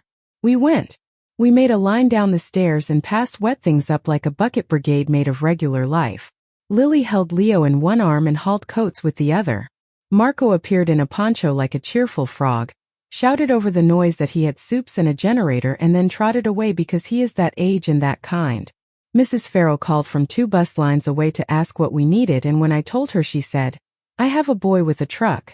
And we all know Mrs. Farrell has everything. When the storm finally remembered it wasn't the ocean, it left. It always leaves. It is too theatrical to stay. The lights flickered back, shy about their entrance. The hallway smelled like wet cardboard and gratitude. We were tired in the good way. The kind of tired that falls asleep without bargaining. The day after the storm, the podcast man published his episode without us. He'd found another family willing to let him borrow their kitchen for an hour. He said my son's name with a tone that tried to make itself the narrator. People sent links. We didn't click. Ranger barked at a squirrel like he'd discovered journalism. Ethan wrote a post late that night, 3 paragraphs long, no hashtags, no performance, and put it on the internet where people forget to be tender. He said he had declined the settlement because telling the truth was part of paying back what he owed. He said he respected anyone who chose differently under their own weather. He said he would be at the library on Saturday afternoon at 2 with coffee and cookies to talk through due diligence with anyone who wanted to bring a contract and a pencil. He turned off his phone and slept like a person who had made a choice. He left. The lights hummed their librarian hum. The custodian came in to collect the crumbs with a dustpan that had seen things. Ethan took the eraser and wiped the river away. "Still there," he said. "Even if you can't see it." The weeks after that were more of the same and greater. Consequence but with community. Work but with wrists that didn't ache from pretending. We replaced 2 warped floorboards in the basement, and the carpentry made Ethan happy in a way most screens never had. Lily joined a group of mothers who traded meals and childcare and advice she actually wanted. Leo learned the alphabet out of order and I approve because life seldom offers A to Z without mixing the bag. In early November, a letter arrived from the state. Thick paper, serious font, the importance of it engineered into the envelope. Hearing again. Not about money. About process. The regulators wanted testimony as they considered new rules for novice investor protections and transparency in private agreements. They'd read his post. They wanted nouns more than adjectives. Would he come? He sat at the table with the letter and drank his coffee slower than usual. "If I go," he said, we invite attention again. If I don't, I let the people who drew the last rules draw the next ones without anyone in the room who paid for their mistakes." "What will you say?" I asked. "What I've learned," he said. "That trust is not a handshake, it's a contract with margins for questions. That restitution without reform buys headlines and wastes history. That small investors need disclosures written by people who remember what it feels like to read a form with rent due." Lily took his hand across the table. "Go," she said. "Bring pizza." We went. The hearing room had chairs that made your back argue with your knees. A row of suits arranged their faces into neutral. A woman with gray hair and a pen that clicked when she was mad asked good questions. A man who used to sell devices that measured soil moisture now ran a fund and tried to make that a wisdom credential. When it was Ethan's turn, he did not perform. He told them about the holes that had swallowed him and other people. The allowance language that led offshore me nowhere. The sophisticated investor checkbox that assumes experience is protection when sometimes it is habit. He held up the yellow pad, not as a prop but as a record, and said, "This is what paying people back looks like when you cannot afford to forget. Write rules for the man with this pad in his drawer." A commissioner asked, "And what about settlement confidentiality? Doesn't it protect all parties from unnecessary reputational harm?" "It protects the wrong version of all," he said. "It protects the powerful from being inconveniently described. Protects the repeatable mistake. The reputation that deserves protecting is the one you get by telling the truth before you're forced." There were frowns. There were notes. There were nods from the two staffers who would do the actual writing later, the ones whose names never appear on the cover pages. When it was over, we walked into air that had earned its chill. Javier texted a photo of his first signed contract with a client who paid on time. Mrs. Farrell called to say the Roses finally conceded they were done for the year. Lily sent a picture of Leo in a hat with bare ears. Ranger howled at nothing in particular, and then went to sleep because he is a dog and knows what to do with endings. That night at the kitchen table, Ethan opened the shoebox of old things. He put the staircase napkin next to a printout of the draft rules the staffers had promised to send when they had them. He lined them up so they made sense next to each other: dream and boundary, desire and duty. "Mom," he said softly, "I think we found the moral." "Say it out loud," I said. He did. "Silence gives the worst version of us a microphone," he said. "Telling the truth makes the room smaller and the life bigger. And a house with stairs is not a prize you win for getting rich. It's a place you earn by not running when the doorbell rings." I took the photo from the wall, the one of me laughing in a blue dress, and put it next to the napkin and the draft rules. I wanted to see all ourselves at once. The girl who thought a corsage meant future. The mother who thought exhaustion could be folded and put away like a sweater. The boy who thought money was a gate. The man learning that keys are heavier. Leo woke with a cry because teeth make their entrance rude. Ethan went up to settle him. I sat on the step halfway and listened to the sounds that mean a house is doing its job. The floor creak that admits weight and approves it. The water pipes adjusting to someone's comfort. The soft hush of a father whispering to a son who does not yet know why there is so much music in this life and so many stairs. We aren't at the end. We are at the part in the story where the audience leans forward because they can feel the landing gear is down but the pilot is still talking to the tower. There will be another knock, another proposition that tries to name itself helpful. There will be a moment where the bank account and the conscience both clear their throats at the same time. But if you ask me what I believe on this November night, while the wind practices winter and the soup pot dries on the rack, I'll tell you something stubborn and boring that will never sell tickets. Do the small honest thing in the small honest room. Make the call that pays a person before it buys you a moment. Teach what hurt you before it heals you completely. Keep the door unlocked for the people who come shaking in the rain. My son cut me off after getting rich. He found another map and got lost on purpose. But life had other plans. It always does for those who decide to be necessary instead of impressive. Tomorrow we'll tape the draft rules inside the cabinet with the spices. We'll circle the words that matter. We'll buy more cookies because the library meeting room attracts crumbs the way truth attracts listeners. I will sit on the step halfway and listen to the house breathe. And when the knock comes again, as it always does in this world that likes to test the locks, I'll stand up. Good catch, you're right. I echoed that open the door cadence at the end of both parts. My bad. Here's a clean bridge from the last line you approved, and then we move forward with fresh material only. No repeats. So instead of lingering at the threshold, we did what ordinary families do the morning after a crowded house and a quiet victory. We took out the recycling, wiped down the counters, and wrote our grocery list on the back of yesterday's printout because paper deserves a second job. The fairy lights were still up in the yard, tired and pleased with themselves. The frame on the kitchen shelf, staircase napkin, rule carve-out, blue dress photo. Caught a square of sun and made it look like we were better at light than we really are. Ethan sat with his laptop at the table and wrote the foreword for Javier's guide. He didn't make it pretty. He made it plain. If a deal can't be explained on a whiteboard with a dull marker to a tired aunt who worked a double, it doesn't deserve your name. He read it out loud and looked at me like a boy asking if his shoes were tied. Good, I said. Now take out the sentence with the metaphor you don't believe, and leave the don't believe, and leave the one that makes your mouth feel steady. He did. We printed it. We taped a draft under the cabinet door with the spices, so it could listen to dinner before it learned to talk to strangers. Life started collecting the small confirmations that tell you you're walking your street right. Priya sent a photo of her office rug with 3 coffee stains and a caption that read, "Proof of meetings." Marco texted a grainy shot of folding chairs and a whiteboard. Payroll met. Chairs still ugly. Conscience clear. Mrs. Farrell wrote a card in neat loops. Roses resting. I am not. At the college, the class grew and then thinned and then grew again like a tide that knew exam schedules. Javier's draft became pages you could staple without apologizing. Ethan stopped arriving with a speech and started arriving with questions and pizza. He learned the trick of leaving 5 minutes early so students could catch him in the hallway and say what their pride wouldn't let them say in the room.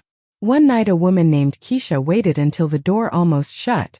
She ran a daycare out of her apartment and had been offered bridge financing by a man who said he loved children and meant he loved interest. He says I'm a founder, she said, eyes bright and a little furious. I'm a caregiver. I don't want to send a newsletter. I want to keep my kids safe and my rent paid. Then pick money that matches your language, Ethan said. No venture capital for a kitchen table. You want a community loan with terms your future self won't call the cops on. She nodded once like a judge. 2 weeks later she brought a pan of peach cobbler to class and said, I got the loan. From people with faces. The rate is not sweet. The paperwork is honest. We ate dessert and learned that due diligence tastes better with nutmeg. At home, Leo turned 2 by refusing to believe numbers have order. He pointed to every candle and called it 1, which felt like theology. He discovered he could climb halfway up the stairs and sit beside me like a co-conspirator. He would pat the step with his open hand and say, here, as if he'd been saving me a seat all along. Spring pushed in early and loud. The river learned glitter again. The grocery put crates of strawberries outside and the whole block pretended restraint before buying too many. We took long walks that didn't need destinations. I told Ethan the trick to staying human on a good day. Carry a bag and come home with bread for someone you didn't plan to see. A letter came from the commission. Final language adopted, the carve-out intact, the footnotes reasonable. Sandra sent a selfie holding the printed rule like a diploma. You gave us verbs, her text said. We framed the page and moved it from the shelf to the wall. You could feel the house approved the upgrade. Then life, as it will, when you think you've landed, tested the landing gear. A boutique conference invited Ethan to keynote Authentic Failure. The email had a trademark next to the word authentic which told you everything. The fee was obscene. The panelists were people whose biographies were phrased like parables with good lighting. The sponsor list included the firm that had tried to buy his silence. In the same week, the city library asked him to run 4 Saturday sessions for teen entrepreneurs for a stipend that would barely feed our dog for a month. Pick the library, I said. I know, he said. I want permission to groan about the money before I do the right thing. Granted, I said. Now go buy markers. He wrote a polite decline to the conference and a happy yes to the library. The conference replied with a note that used 4 synonyms for short-sighted. The library replied with a smiley face made of punctuation, and a question about whether pizza counts as curriculum. We decided it does. The teen sessions were chaos flavored with intention. A girl in a thrifted blazer pitched a subscription box for plants that don't die when you forget they're alive. A boy in a hoodie proposed an app that refuses to let you tip less than 15%. A quiet kid named Min wanted to build a site for his grandfather's repair shop so customers could pick fix, don't replace, and get a discount for decency. They were silly and earnest and arrogant in the right amounts. Ethan taught them the 2-door rule. If a choice locks behind you, don't go through it without a lawyer and a nap. The 3rd Saturday, the conference that he'd declined posted a reel with a fake humble caption, "We celebrate real stories." A clip of a panelist, one of the firm's friends, floated by, telling a tidy tale about risk with all the splinters sanded off. The comments applauded like a metronome. Ethan watched from the library corner with a box of Sharpies in his lap, and looked tired in a way I recognized from the old days. You don't need their stage, I said. I know, he said. Sometimes it still makes noise in my ribs. Then come breathe in the stacks, I said. The biographies don't care what you turn down. We hid among books about people who had tried and failed and kept going until someone with a desk decided to call them persistent. A boy from the class found us and asked for a cookie. Ethan gave him 2. The reel kept scrolling somewhere else, where applause is a currency and memory is a rental. A week later, we got a letter with a return address that made me set the kettle out of habit, a law firm with a name like a law firm. They represented the boutique conference sponsor, the same people who had offered the settlement. They alleged that Ethan's public library sessions were disparaging, that his social posts created reputational harm, and that his refusal to participate suggested wrongdoing. They threatened remedies. Do I need a suit? Ethan asked, dry as toast. You need a folder, I said. We already have the rule and our receipts. Also take a sweater. Those rooms are cold on purpose. Our lawyer, kind, careful, unimpressed by performance, sent back 3 pages that could have been a lullaby if you were a statute. The carve-out language, quotes in context, the list of times Ethan had explicitly said he wasn't naming names, the public interest standard spelled out as if to a bright child.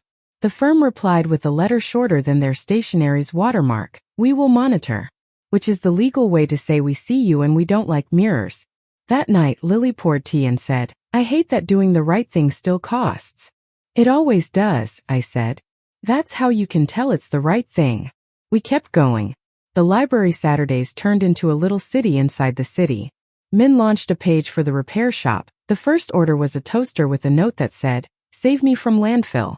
The plant box girl renamed her business Probably Alive, and sold out because honesty is a magnet. The tipping app kid ran into the part where money meets law and learned why ideals need accountants. Ethan taught them refunds and regret, and how to write an apology without a coupon in it. At home, the ordinary kept us in line. Leo invented a new game called Stairs or Cows, which involved us mooing while climbing. We complied because love turns adults into livestock with delight. Ranger discovered sunbeams and began a daily practice of worship. Lily found a second-hand dresser with a secret shallow drawer, perfect for letters and lists. We filled it with a paper trail of becoming. Priya's thank you, Mrs. Farrell's roses, Sandra's rule, Javier's forward proof, the library flyer, a scribbled recipe for cobbler, a postcard from Marco that said, ugly chairs forever. We called it the drawer of evidence. Then came the invitation that didn't feel like a test so much as a homecoming. The city asked Ethan to join a small working group designing a plain language disclosure packet for micro-investments. No stage. No fee big enough to brag about.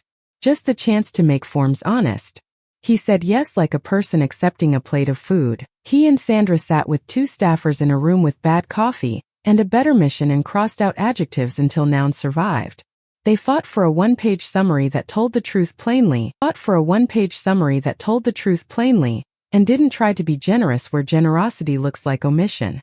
They put a box on the form called What Happens If We Are Wrong, and another called Who is Missing from This Room. They added a line that asked, Who gets paid even if you don't? And watched 2 lobbyists write that down for the first time in their lives. At home, I watched the house learn new sounds. Ethan typing slowly because each word was expensive if you used it wrong. Lily humming to the rhythm of a spreadsheet that wasn't trying to lie. Leo's feet on the stairs, faster now, but careful because the railing was a story he believed. Summer circled back wearing forgiveness. We brought out the plastic kiddie pool and called it a resort. We ate tomatoes that tasted like someone finally remembered how to grow them. We made a cake for no reason and put candles on it because light is never wasted. The phone rang fewer times from people who wanted to interrupt dinner and more from people who wanted to bring dessert. One afternoon, I found Ethan in the yard with a hammer and a little wooden sign he'd made from scrap. He looked up, embarrassed and proud, like a boy with a science fair project. What's that? I asked. A reminder, he said, planting it by the back steps.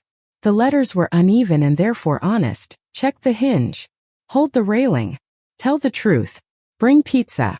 It'll do, I said, pretending not to cry. We celebrated nothing in particular that night with neighbors and folding chairs and a bowl of cherries that required patience and napkins.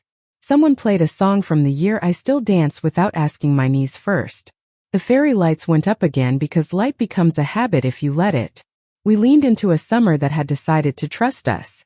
And because this is life, not a movie, the next morning brought an email from the school. A parent committee wanted entrepreneur mentors for the senior project fair.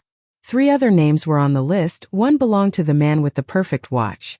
You don't owe the school your time, I said. Don't owe the school your time, I said. I owe 17-year-olds the version of me I needed at 17, he said. He went. He stood next to a trifold board titled Streetwear Brand with Meaning and asked the boy what the meaning was. The boy said, "Not sure yet," and they worked it out until the letters on the board stopped apologizing for themselves. He stopped at a table where a girl pitched a community laundry cooperative and told her to put price per load in font big enough to feel like respect. He shook the watchman's hand and didn't choke on his pride. He came home smelling like gym floor and hope. We didn't announce a moral. We kept earning it. We paid a bill on time and didn't post about it. We took a casserole to Clara when her nephew moved out and left a silence shaped like his shoes. We cleaned the basement before it asked. We planted basil in the window and pretended we had a garden. The drawer of evidence got crowded. We added Javier's printed guide, spiral-bound and imperfect. The city's one-page disclosure draft with hand-scribbled edits in a dozen pens. The library's thank you card, signed by teens who made their names legible like a promise. A photograph from Priya's office, 3 women around a table, a 4th holding a baby, all of them smiling like they'd decided to be their own lobby. A sticky note from Keisha, no newsletter. Full enrollment. Late one night, after washing the last plate until it squeaked, Ethan stood with the drawer open and didn't move. Counting? I asked. Documenting, he said. So I don't lie to myself about what the work is. What is it? I asked. It's 100 small doors, he said. Each with the same handle. You just keep turning. That's the sentence I wrote on a scrap of paper and taped under the sign by the back steps. Not for visitors. For us. Because on the mornings when the bank account looks thin and the inbox looks loud and the world looks like a competition for microphones, you need to remember that most of living happens out of frame, in rooms with cheap chairs, with pencils that smear and people who don't clap, people who nod, which is better. If you're waiting for me to sermonize for the line that closes the circle with a bow, you'll have to wait a little longer. We haven't landed yet. We're close. You can feel it in the way the house settles at night and the way the boy climbs with a hand on the rail he now reaches without stretching. When the moral arrives, it won't pretend to be new. It will sound like the sentence you already know. And keep forgetting when the stage lights turn your eyes loud. For now, here's what I can say without wobbling. My son cut me off after getting rich. He mistook volume for value and speed for wisdom. But life had other plans. They looked like a library room at 2 on a Saturday. They tasted like peach cobbler and cheap pizza and coffee you could tell the truth into. They sounded like a pencil on paper and a baby breathing across a monitor. They felt like a hand on a railing and a hinge you maintain because doors deserve good hardware. Tomorrow, the teens graduate from the library sessions and bring their families, and we will fry too many samosas in oil that scares me and pretend we own a restaurant. Javier's book goes to print. Sandra's one-pager gets a test run at the credit union with 6 members who raise their hands for courage. Keisha opens a second room and puts a sign on the door that says no interest loans. Plenty of interest in you. Priya speaks at a chamber breakfast and says custodian out loud without flinching. Marco buys 2 new chairs, still ugly, on purpose. And after we clean up, when the light remembers evening and the river reminds the city to hush, I'll sit halfway up the stairs and listen to the moral come in on small feet. When it's ready, I'll say it. Out loud. Not for applause. For the kitchen. For the drawer of evidence. For the sign by the steps. For whoever knocks next. He opens the door. And just like that, years begin. Not all at once, but the way grass grows, slowly enough that you don't see it until you look back, and realize the ground has changed color. That day was the start of an ordinary decade. No headlines, no applause. Just the small rhythm of a family finding its pace again. The house aged kindly. The paint faded where the sunlight insisted on visiting. The wooden stairs learned our weight by heart. The mailbox stopped bringing surprises and started bringing life bills, birthday cards, jury duty, flyers for yoga classes we never took. Ethan worked. Not the kind of work that chases cameras, but the quiet kind that keeps people's roofs from leaking. The Parker disclosure packet became city policy, then county, then state. He didn't trademark it. Didn't give it a logo. He just made sure the words stayed plain. When people asked who wrote it, he said, "A room full of tired citizens who didn't want to be tricked again." And when they asked what he got out of it, he said, "Enough sleep." Leo grew fast. The kind of fast you don't catch until one morning he's too tall for the kitchen table you once ate cereal at together. He had Ethan's eyes, my stubbornness, and Lily's gift for finding laughter where most people find excuses.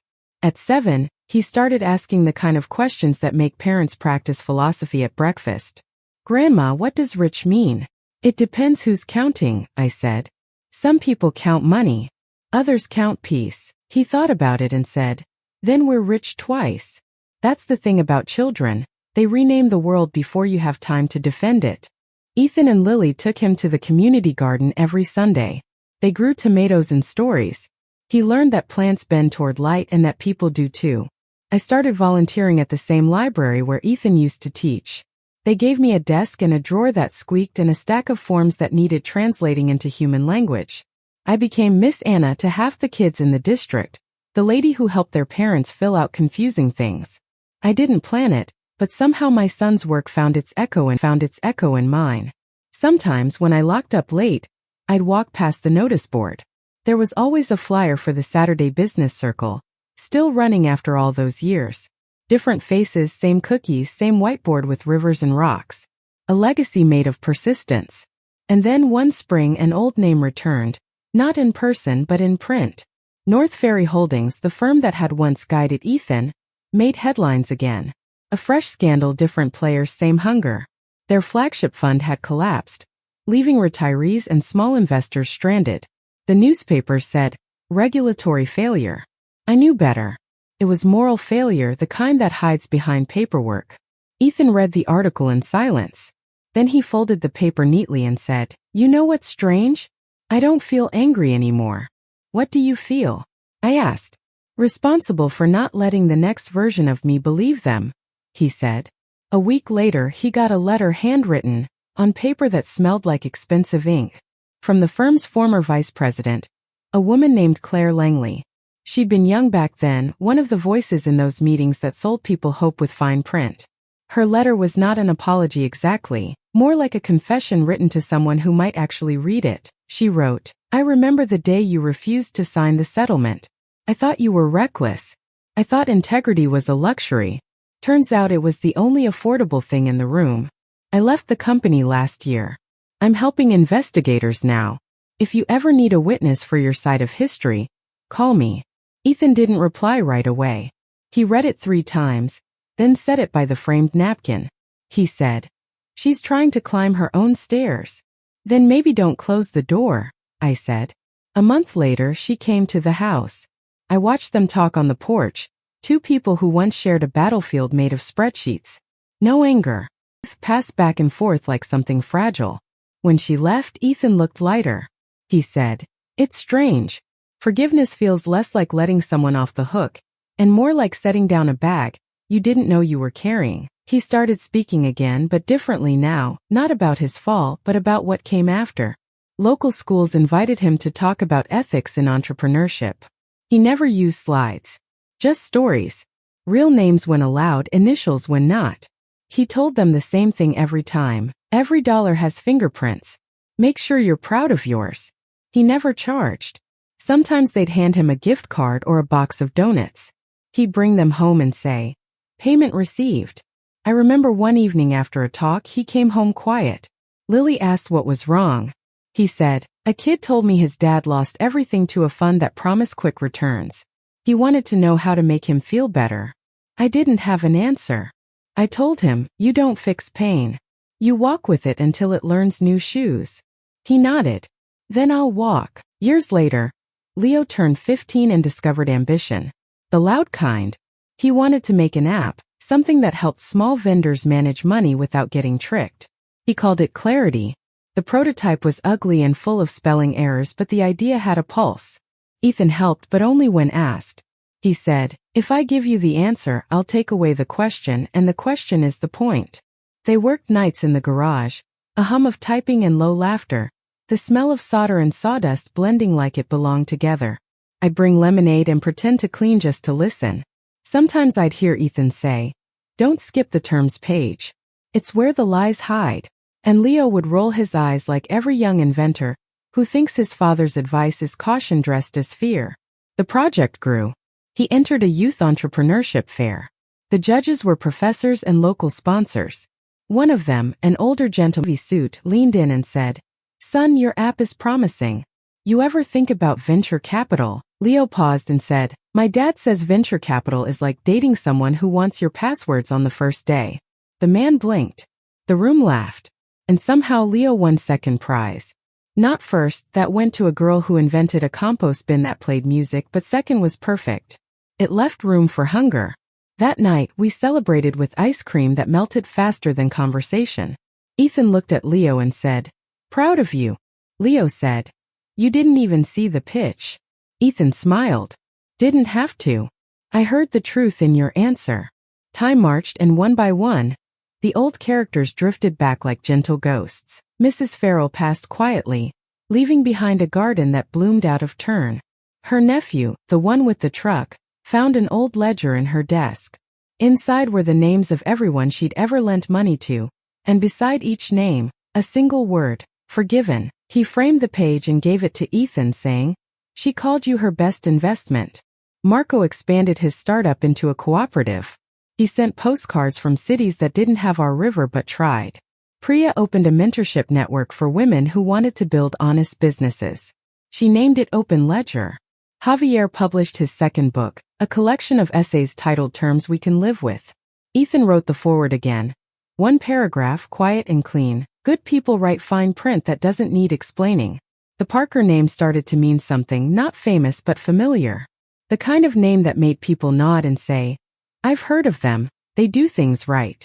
And then came the summer. I learned that peace is not permanent, it's seasonal, and you must replant it. Ethan's father passed away that year. A heart attack, alone in an apartment in another state. The landlord found a single envelope on the table, addressed to Anna Parker and son. Inside was a photograph, Ethan at 8 sitting on his father's shoulders holding a paper airplane. On the back for words, "I should have stayed." Ethan read it once, then set it down. He finally found the right sentence. He said, "We didn't travel for the funeral. There wasn't one. But we took a walk by the river and threw the photo in, not out of anger, out of understanding." The paper curled, floated, and vanished under sunlight. I said, "Let's forgive him by living well." Ethan nodded. That's the only forgiveness he can see now. Years kept being years. Leo graduated high school, then college. He didn't take a job right away. He wanted to build something that mattered. He and 2 friends from the library circle started a company, not to chase unicorns but to build ladders. They designed tools that taught financial literacy in schools that couldn't afford fancy consultants. He named the company The Foundation. When the first pilot program launched, they invited Ethan to speak. He stood in front of a class of 20 students, kids from small homes, big dreams, and said, "My mom taught me the first business rule. If you can't explain it at the dinner table, you don't own it." Then he paused, looked at Leo, and smiled. "My son taught me the second. The dinner table is the best place to start a company." The room laughed. The teacher cried quietly in the back. I just sat there watching generations stack like good bricks. Afterward, Leo walked me to the car and said, "Grandma, I think I understand your stares now. What about them? They never end. They just turn corners." I smiled. Exactly. And so the seasons went. Summers with lemonade, winters with old blankets, birthdays that felt like thank yous more than celebrations. Ethan and Lily grew gray together. They never got rich. They got right. That's better. The library named a room after him, the Parker Learning Hall. Ignored him. The plaque reads, "For the man who made the fine print honest."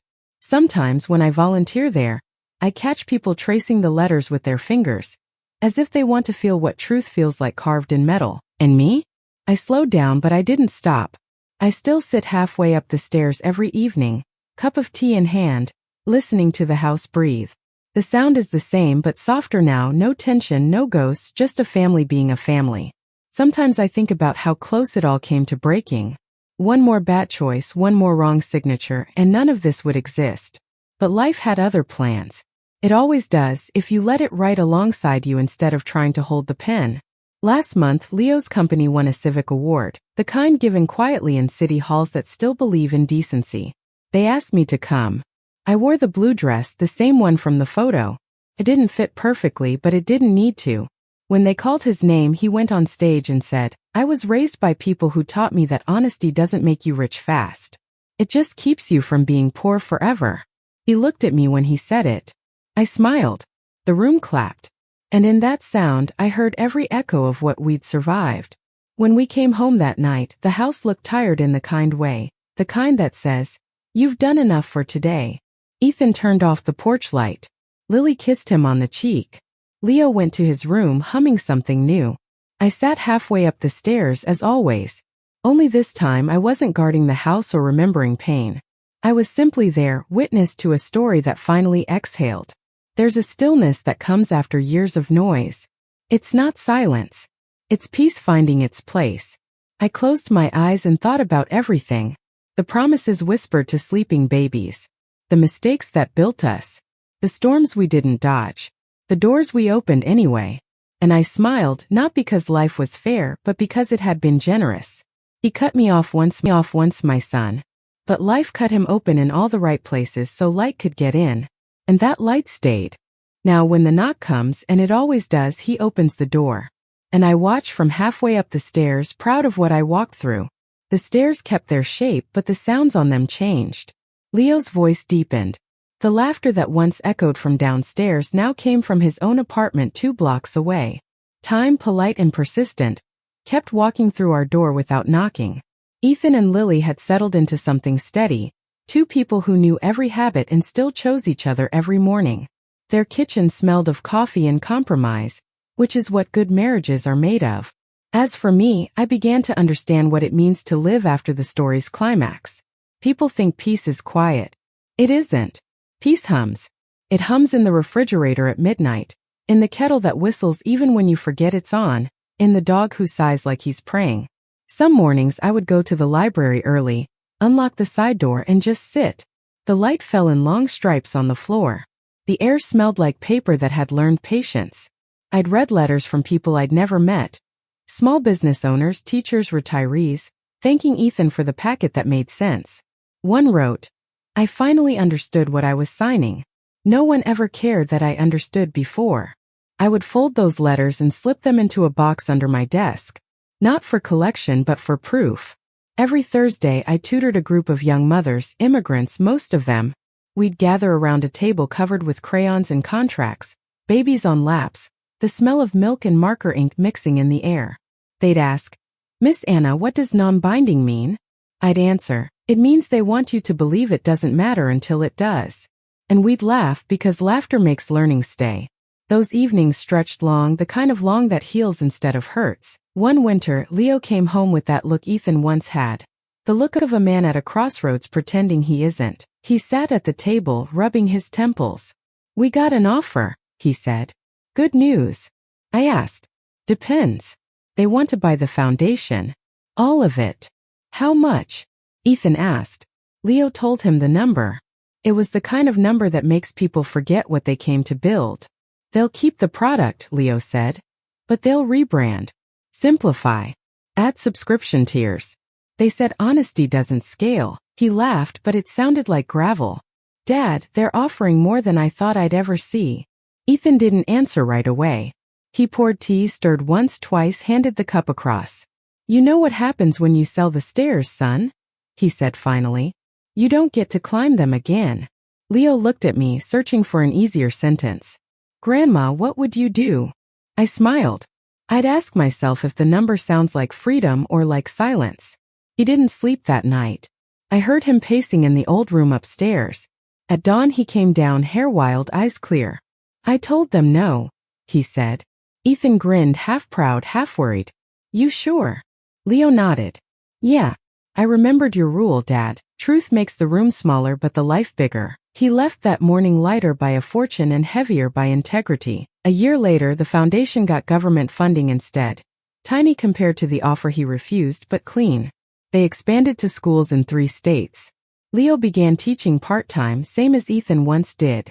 I watched him pacing in front of a classroom, sleeves rolled, voice steady, telling teenagers, "Contracts aren't scary if you read slow."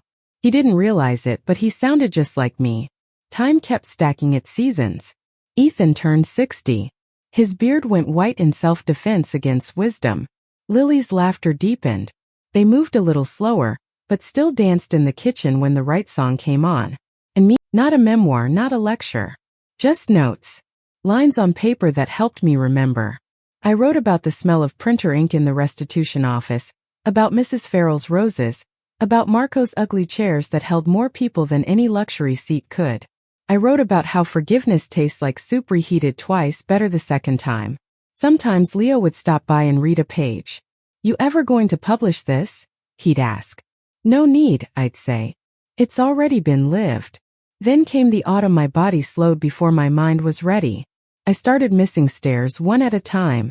Ethan noticed first. He installed a handrail that gleamed like good advice.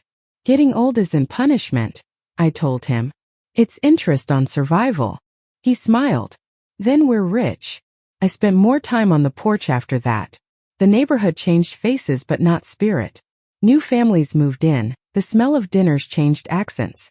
I liked it. It made the air multilingual with kindness. One afternoon, a young woman knocked. She introduced herself as Mira Langley, Claire's daughter. She'd found my name in her mother's old papers and wanted to meet the Parkers who changed her mother's life. We sat on the porch for hours. She told me her mother had passed 2 years before, peacefully. She said Claire often talked about the man who refused the comfortable lie. Mira worked now at a nonprofit helping whistleblowers navigate legal aid. "Your family started a different kind of inheritance," she said. I smiled.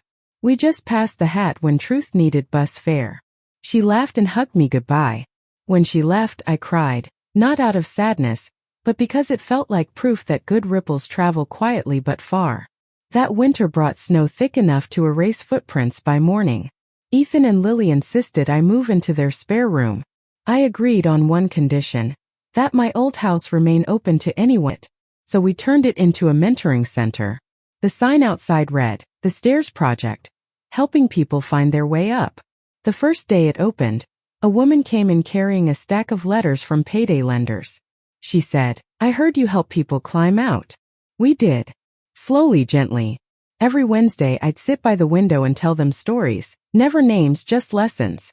About Leo turning down the offer. About Ethan learning that restitution can become revolution. About myself learning that love is not rescue. It's patience. Years slipped like pages. The mentoring center grew. Leo got married to a girl named Nora who reminded me of light on calm water. She was kind, direct, and smarter than anyone gave her credit for until they heard her talk. I liked her instantly. At their wedding, Ethan gave a short toast. "Here's to honest beginnings," he said, "and to never being afraid of the fine print." Everyone laughed, even the priest.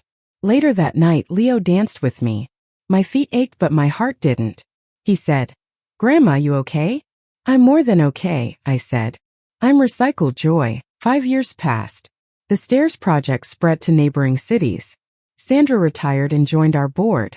Javier's third book, The Cost of Quiet, won an award.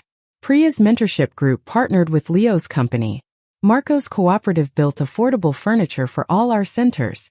He named the chair model the Parker. One morning, the mayor sent a letter. They were naming the new civic building Parker Hall. The plaque would read, "For the family who made honesty a habit." Ethan laughed. "A building? We can barely fix our porch." "Porches fall," I said. "Principles stay up." And still the years kept turning. I turned 81.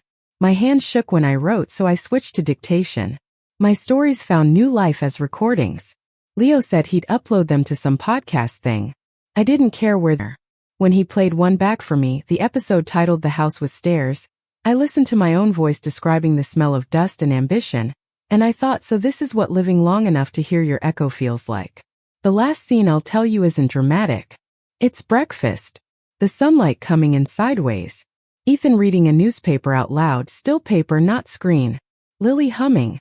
Leo visiting with Nora and their little girl, Hazel, who has Ethan's eyes and my defiance. Hazel drops crumbs on the floor. Ranger's grandpup licks them up. Everyone talks at once. I look around the table and think, every storm ends up feeding something green. When Hazel tugs at my sleeve and says, "Grandma, can I go upstairs?" I nod. She runs halfway up, stops, turns, and shouts, "Come see." I follow slower now, hand on the railing Ethan built years ago. When I reach her, she's pointing at the framed napkin, the staircase sketch Ethan drew when he was young. It hangs beside the new family photo. "What's that?" she asks. "That's a promise," I say. She nods like she understands. Maybe she does. Children are born fluent in promises. I sit on the step halfway and watch her climb the rest, light, sure, fearless. Ethan stands at the bottom, arms out just in case, but she doesn't fall. She reaches the top, turns around, and smiles down at him. He smiles back. "You did it," he says. She grins. I open the door. And there it is, the full circle, spoken in a voice small enough to carry the whole world. I close my eyes for a second, let the sound settle. The hum of peace returns. The house breathes. The story stays alive. As I am still here. Still sitting halfway up the stairs. Still watching.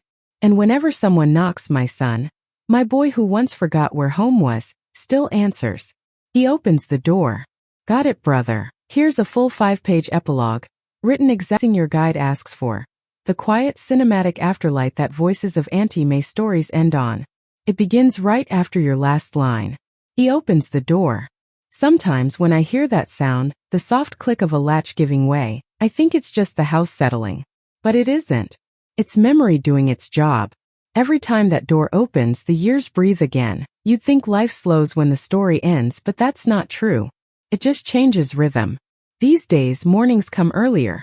The kettle knows its cue. The sunlight sneaks through the blinds like it's been rehearsing the same entrance for decades.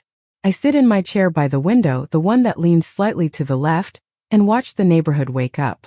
Across the street, a young couple argues about groceries the way Ethan and Lily once did. 2 houses down, a boy dribbles a basketball before school. The world goes on rehearsing youth while I perform peace. And I don't mind at all.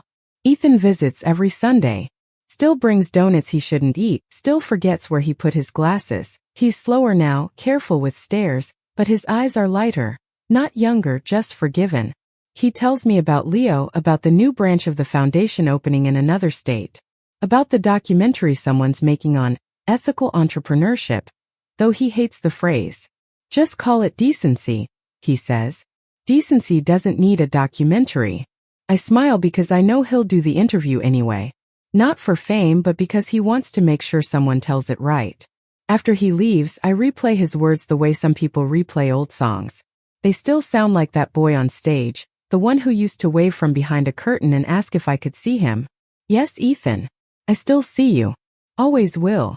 Last month, Leo brought Hazel over after school.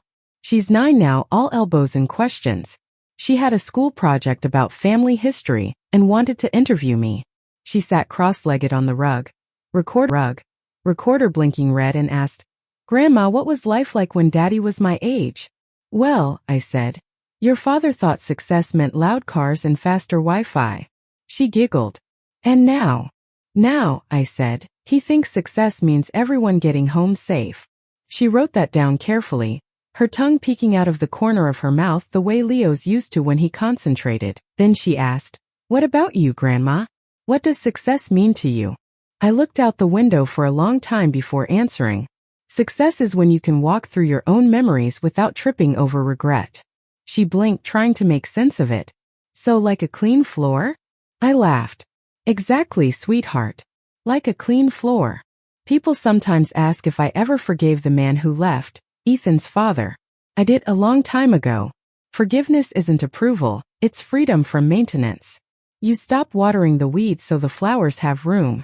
I think about him less each year, but when I do, it's without bitterness. He gave me a story I survived, and survival is the most expensive gift of all.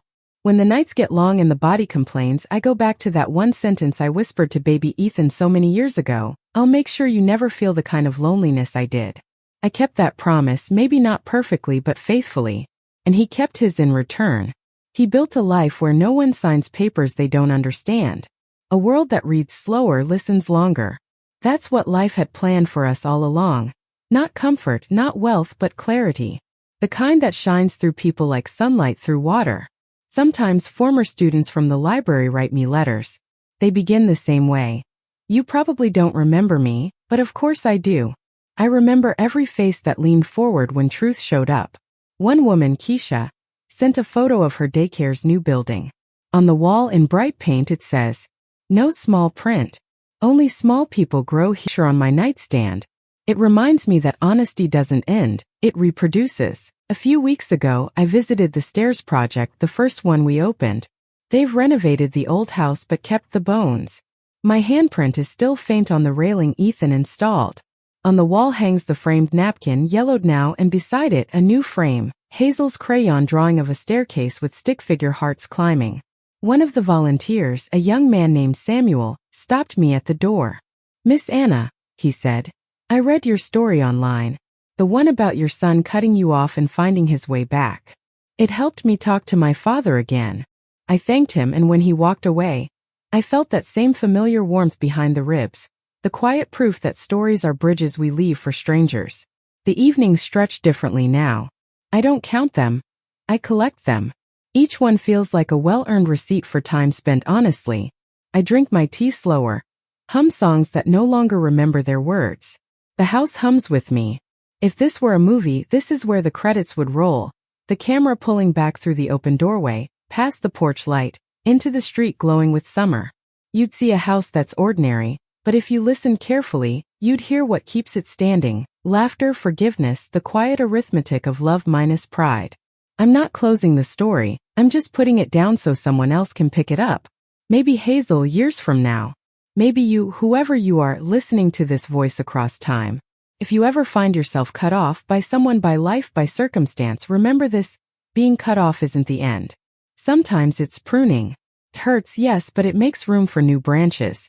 Ethan thought he'd lost everything when he walked away from family for ambition. But life had other plans. It gave him honesty, purpose, and the kind of love that doesn't require applause. It gave me peace, the long kind that doesn't need proof. A few weeks ago, I visited the Stairs project, the first one we opened. They've renovated the old house but kept the bones. My handprint is still faint on the railing Ethan installed. On the wall hangs the framed napkin, yellowed now, and beside it a new frame, Hazel's crayon drawing of a staircase with stick figure hearts climbing. One of the volunteers, a young man named Samuel, stopped me at the door. "Miss Anna," he said, "I read your story online. The one about your son cutting you off and finding his way back. It helped me talk to my father again." I thanked him, and when he walked away, I felt that same familiar warmth behind the ribs, the quiet proof that stories are bridges we leave for strangers. The evenings stretch differently now. I don't count them. I collect them. Each one feels like a well-earned receipt for time spent honestly. I drink my tea slower, hum songs that no longer remember their words. The house hums with me. If this were a movie, this is where the credits would roll, the camera pulling back through the open doorway, past the porch light, into the street glowing with summer. You'd see a house that's ordinary, but if you listened carefully, you'd hear what keeps it standing: laughter, forgiveness, the quiet arithmetic of love minus pride. I'm not closing the story, I'm just putting it down so someone else can pick it up. Maybe Hazel years from now. Maybe you, whoever you are, listening to this voice across time. If you ever find yourself cut off by someone, by life, by circumstance, remember this: being cut off isn't the end. Sometimes it's pruning. It hurts, yes, but it makes room for new branches. Ethan thought he'd lost everything when he walked away from family for ambition. But life had other plans. It gave him honesty, purpose, and the kind of love that doesn't require applause. It gave me peace, the long kind that doesn't need proof. And as for me, I'm still here, halfway up the stairs, cup of tea cooling beside me, listening to doors open and close one generation at a time. If you ever pass by and hear laughter through an open window, that'll be us. Still climbing, still learning how to hold the railing and the light at the same time. Because that's all any story really asks for. To be lived once, told twice, and remembered kindly. And if life ever cuts you off, don't despair. It might just be clearing space for the plan that was waiting all along.